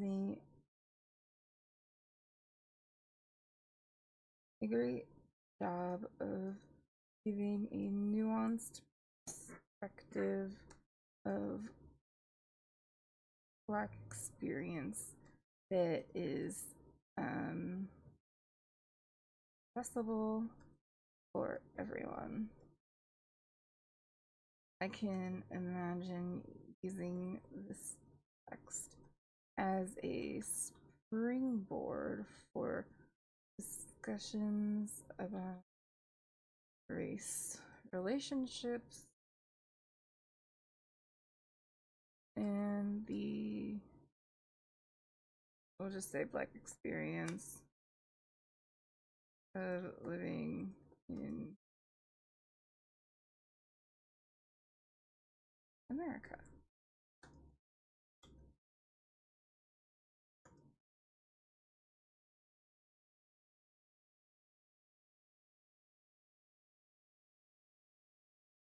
I like that better. I meant to say race. That's okay. Okay, Tiffany D. Jackson does a great job of giving a nuanced perspective of Black experience that is accessible for everyone. I can imagine using this text as a springboard for discussions about race relationships and the Black experience of living in American colonialist society. Maybe the would be better there. Yeah, I like that better. In the American colonialist society. Sounds good. Also, holy shit, this book though is very triggering. Okay, we keep going. We have one more. This one was also okay. So we looked at this when we were looking at new releases that were coming out, which I need to do another new release stream sometime soon because we only went up to, I think we only went through to October, and that was like early in September. So we might need to go look again and see what's coming out. I don't know. We'll see if there's anything coming out for the rest of the month. Year, I mean, for the rest of 2025. I'll take a look. We might do that again. But The Women of Wild Hill by Kristen Miller. This is a new release. It just came out. Not exactly horror, more fantasy, but it is witches and gave some minor practical magic vibes for me because they were sisters and they were witches, and I don't know, there's like a family thing going on with it, and it kind of reminded me of practical magic in that way. And there's sort of a romance also happening in the midst of it, but practical magic is much better. And I think, you know, everybody watches Hocus Pocus on Halloween, but I really think that they should be watching practical magic. Yeah.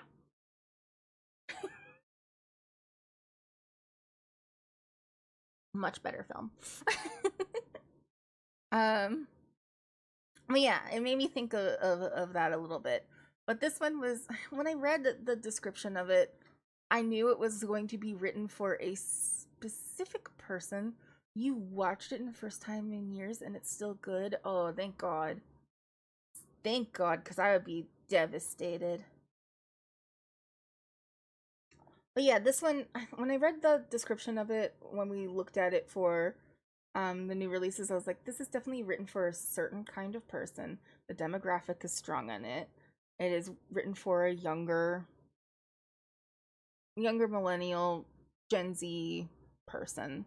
And it is written with a very left-leaning, liberal take on it, on life in feminism, almost veering on misandry, that I don't know. I kind of liked it, but also I could see it being problematic. I liked it in the way that, like, if you like let go of like holding room for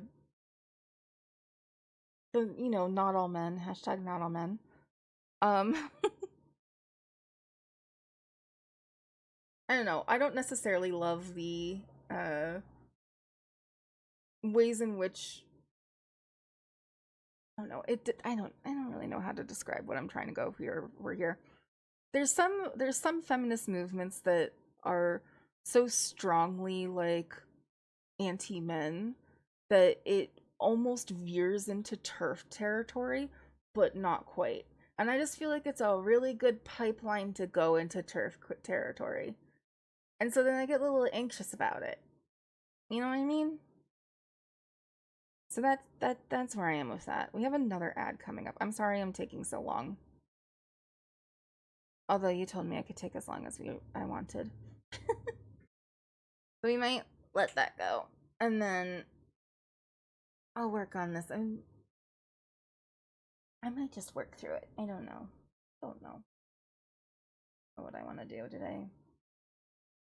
Maybe I'll just read this description and we'll see how the ads go.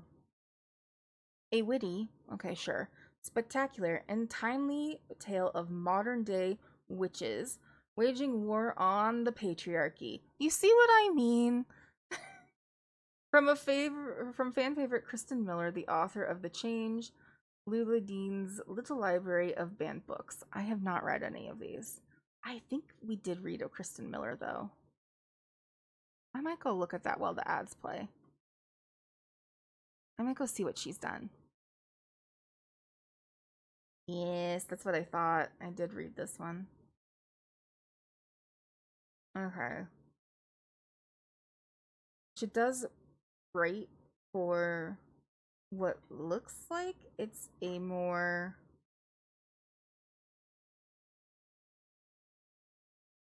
yeah, she tends to write for a much more younger um audience. Like Nightmares. Oh, she worked on this with Jason Segel. Okay. Interesting. So yeah, she tends to write for children and then young adults. So I'm trying to see if that was her first. No. Okay, so it's not.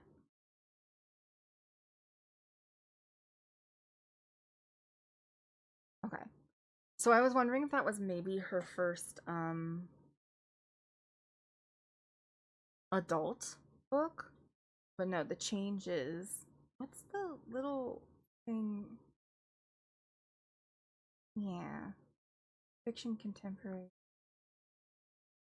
Okay, so this one's not magic in any way. No magic, no horror, nothing like that. Interesting.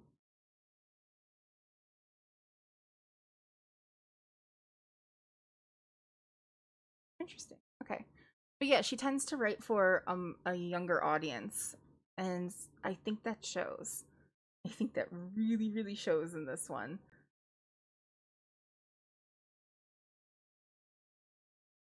Okay.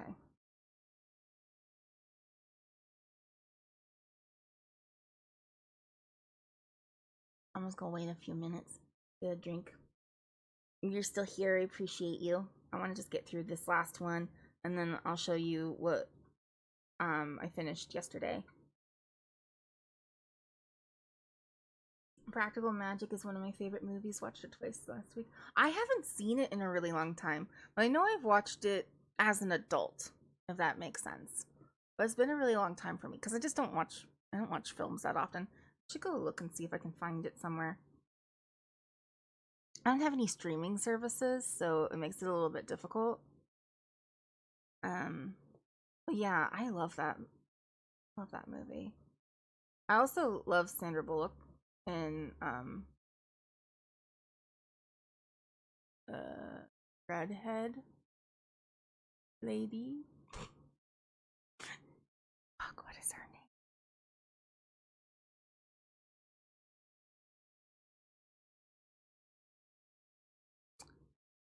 Moulin Rouge.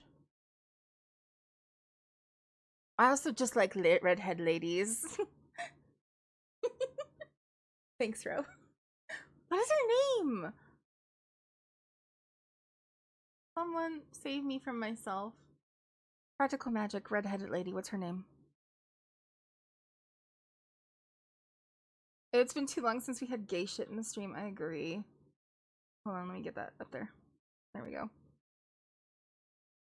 Too long since we had gay shit in the stream. It's been a problem. Lots of straight things happening, unfortunately. There wasn't that much gay in the last book. I'm trying to remember if there's gay in this book. Hold on, let me think about it. Ooh, no. Well, kind of. She ends up marrying a guy.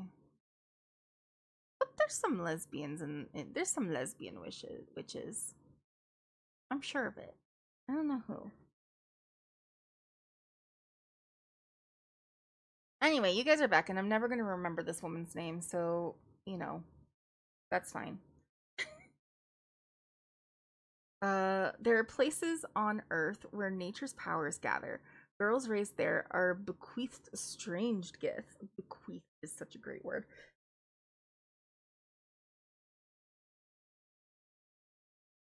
A few have powers so dark that they fear to use them. Such a place is Wild Hill, on the tip of Long Island. For centuries, the ghost of a witch murdered by colonists claimed the beautiful and fertile Wild Hill until a young Scottish woman with strange gifts arrives. Sadie Duncan was allowed to stay.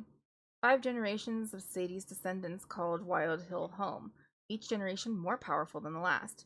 Then, in the aftermath of a terrible tragedy, the last of the Duncans, once prophesied to be the most powerful of their kind, abandoned their ancestral home.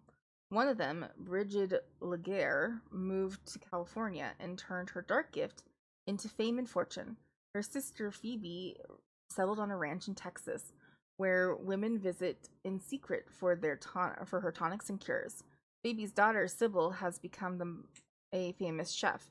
Seemingly powerless, Sybil has never been told of the Duncans' bloodline. Now, Bridget, Phoebe, and Sybil have been brought to Wild Hill to discover their family legacy. The Old One, furious with the path mankind has taken, has chosen 3 powerful witches to turn the tide. The Duncans will fulfill their destinies, but only if they can settle aside their grievances and come together as a family. Okay, yeah, no, that's a pretty good one.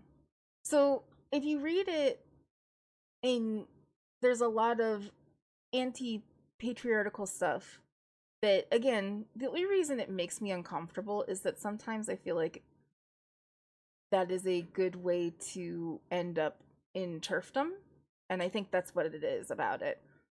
But if you can, like, move past that and, like, yes, down with the patriarchy, obviously, and then, like, thankfully there is a man in this who is on their side and helps them, and so, like, that ends up softening that for me a lot.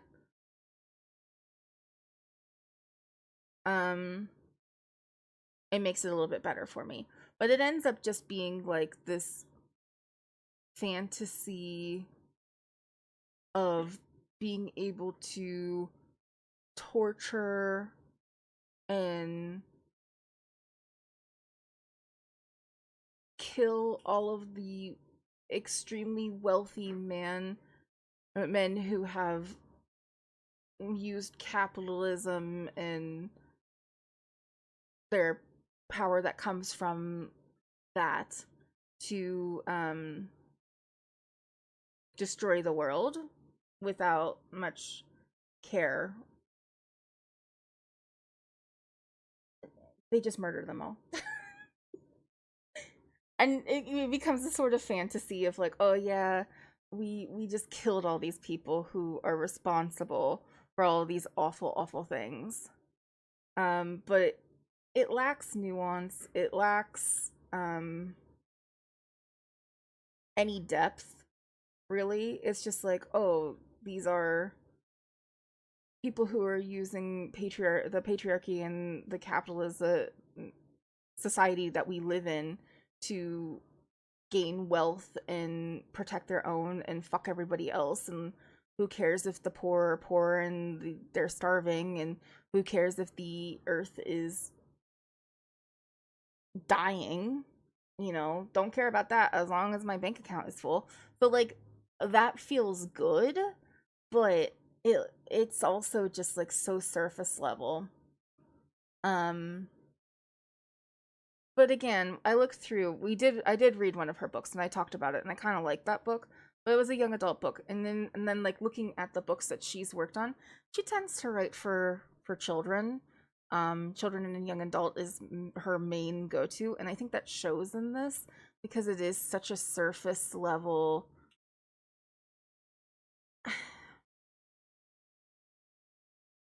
Like it just does not. I don't know. I don't really know how to describe it.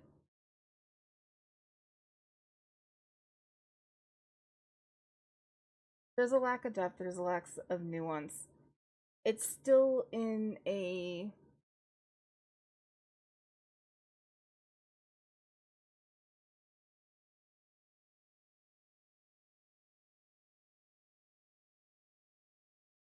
it the values that are in the story align with my values, but that doesn't mean that I can't see that it's not.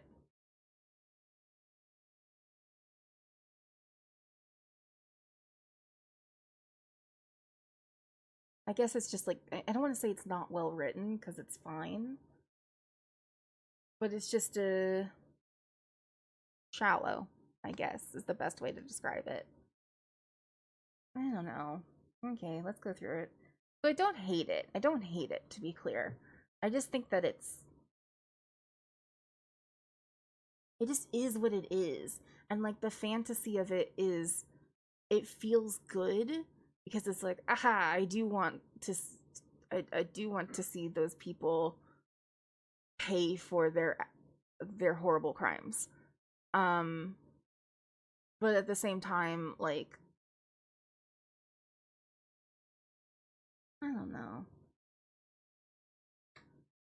I don't know. I think it's also just a division of the world right now that is suffocating, and this is part of exasperating that for me for some reason. But yeah, let's see. So it's dark, definitely got some emotional bits. It's challenging for me to describe, apparently. Inspiring, informative. Those would work there. um, because down with the patriarchy. Again, I could see this being something that would be nice for somebody who is younger. I'm not really sad. Tense. I just wonder. I wonder if I were like, I don't know, 20 when I read this, if I would have enjoyed it more. And again, I didn't dislike it. I had fun with it, but I don't know.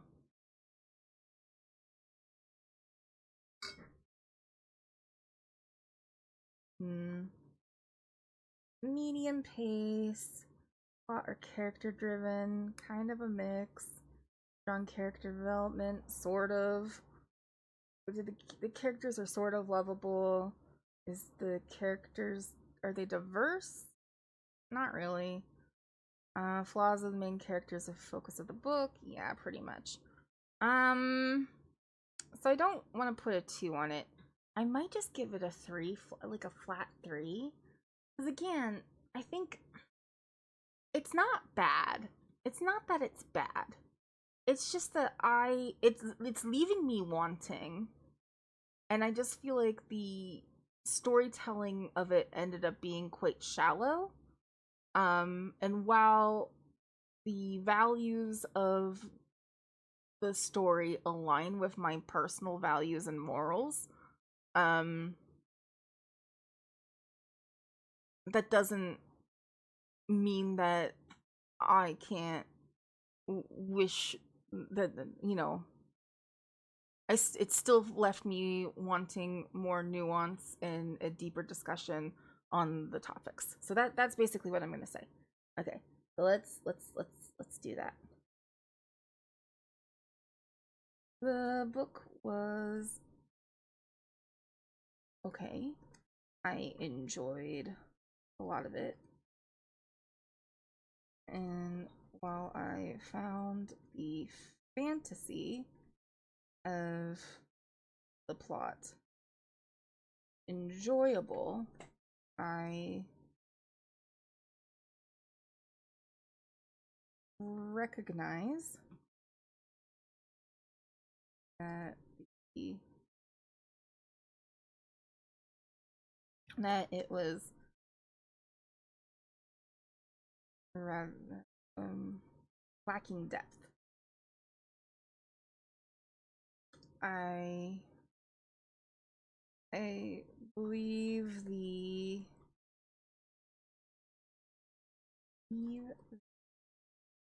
values of the story align with my own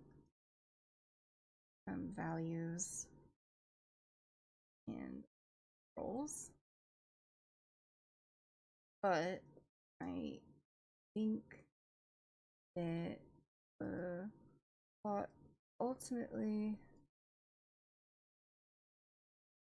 is void of nuance or question on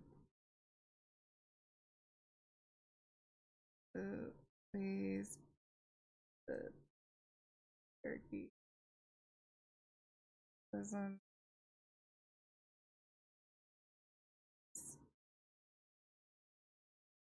infected society. That's not bad. Okay.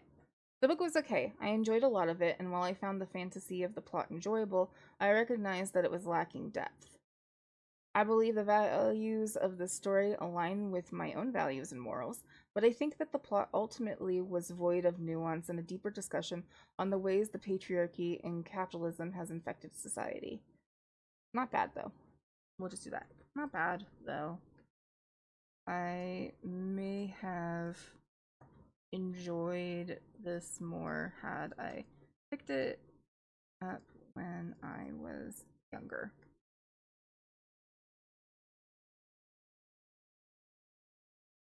When I was a younger reader. How about that? Yeah. I'll read that part out too.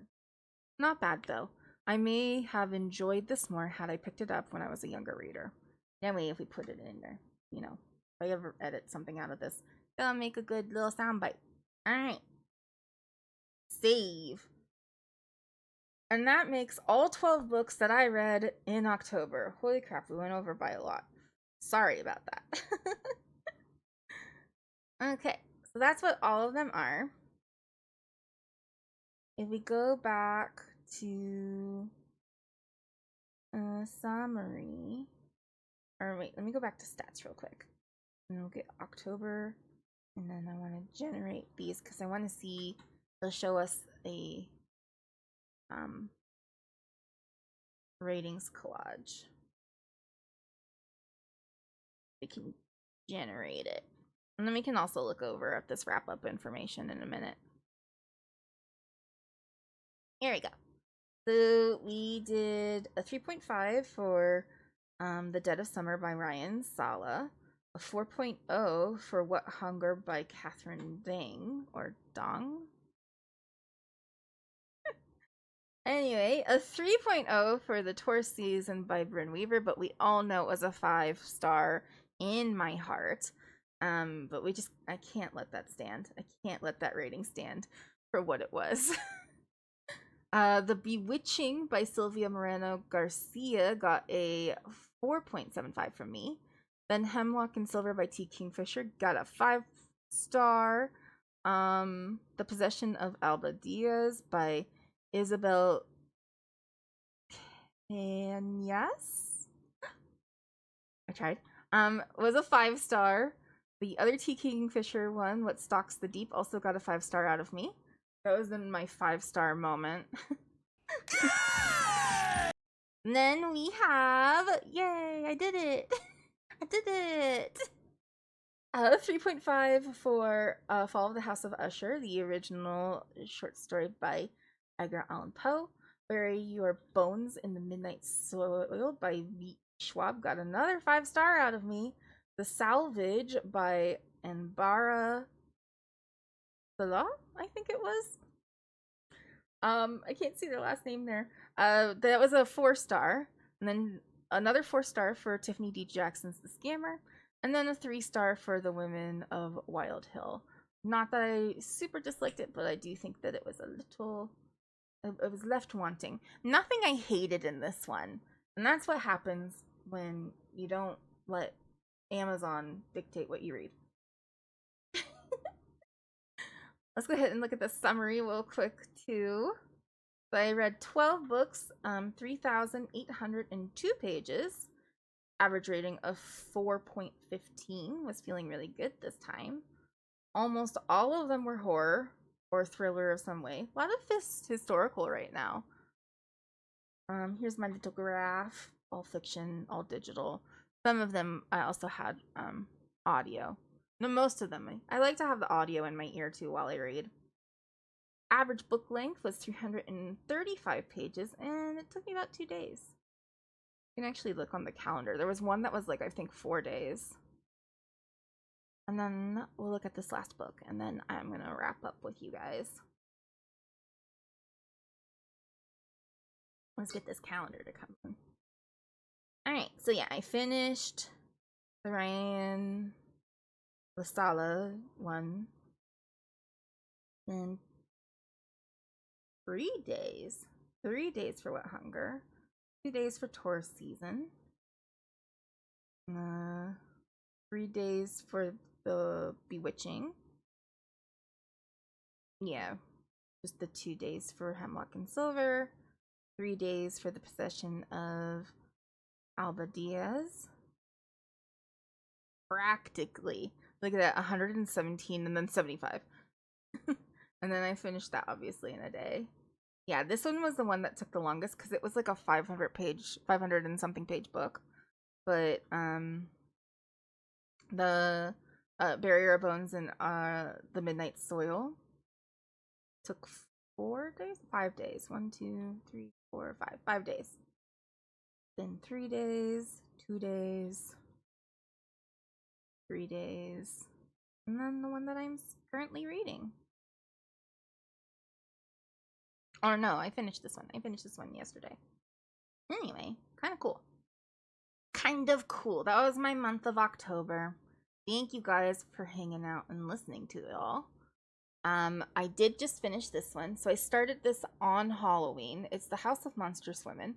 I realized that Jinx is in bed now, so I'm not going to talk about this one too much, but Jinx will be happy to know that I do have, I promised you, I have a Filipino story. And this one takes place in the Philippines, and it was very good. And there's also gay shit. Gay shit, Philippines, ghost story, and just like this really cool, because like I don't know about like the Filipino spiritual like monsters, and like this one sort of like delves into that a little bit also, while talking about the political unrest in I want to see if it was, it says the time period, yeah, 1986 is when this happens. So the political unrest that was happening at that time, and there was basically a coup going on. Really cool, really cool, fun times. I'll give you the description here, and then we'll forget about it. But here we go. A young woman is drawn into a dangerous game after being invited to the maze-like home of her childhood friend, a rumored witch in this gothic horror set in 1986 Philippines. Josephine del Rosario feels like a pariah in her town. Long ago orphaned after her father's political campaign ended in tragedy, she's all alone taking care of the family home while her older brother is off in Manila where a revolution brews, and he's starting to feel like he's abandoning her. When she receives a letter from her cherished childhood friend, Haraya, couldn't remember how to pronounce it, had to think about it. Haraya inviting her to play a game, she jumps at the reason for leaving town. Josephine will have whatever her heart desires if she wins. Maybe she can change her life. It doesn't matter what dark rumors have always surrounded Haraya. Except Haraya's house is strange, labyrinthine with huge, and something seems to be following Josephine everywhere she turns. What's worse is there's something her old friend isn't telling her. Also, there's fucking bugs everywhere. There's just bugs everywhere. Well, why are we not mentioning the bugs? There's bugs fucking everywhere. There is something insidious about this invitation, and Josephine isn't careful. She'll find that change is something brought with blood.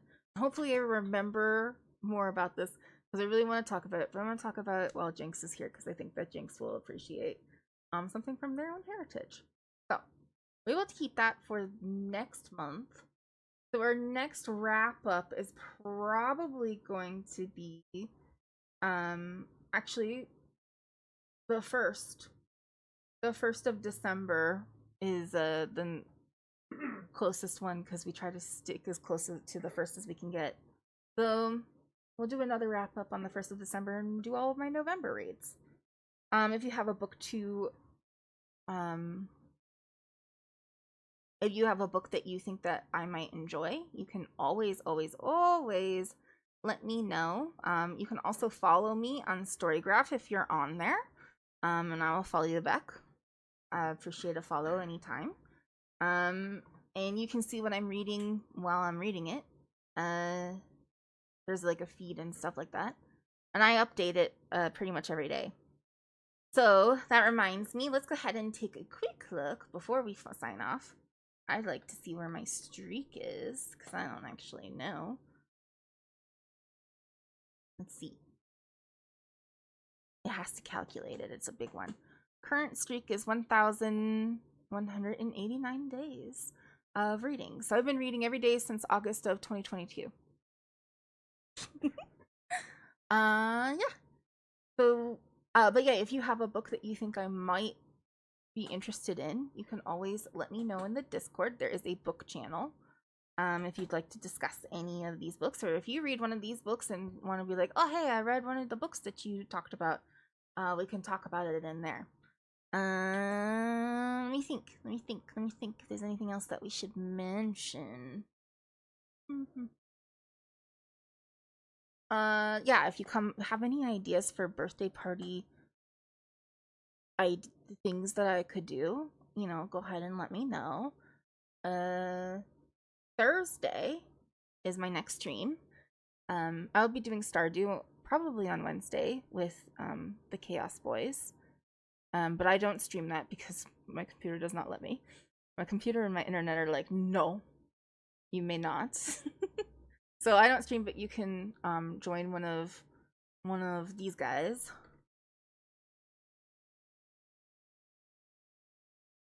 And they will likely be streaming it. So we'll be doing Stardew.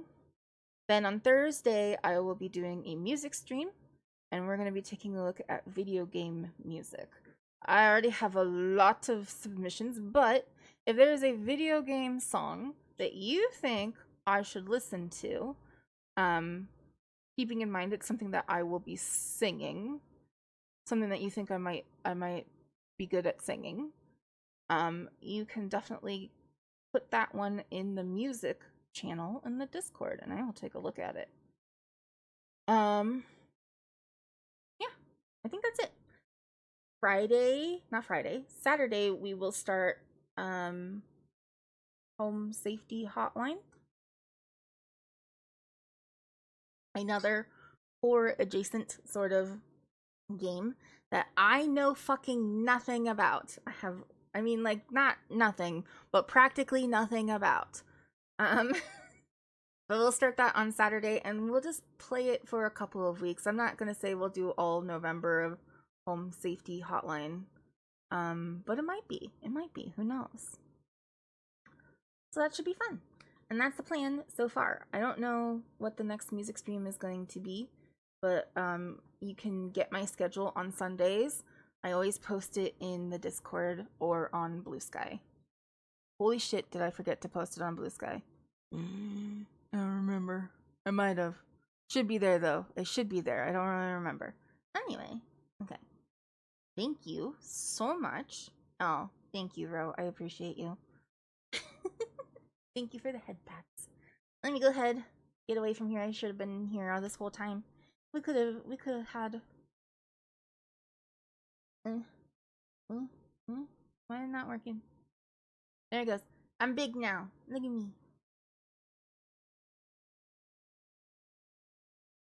Oh man, I'm tired now.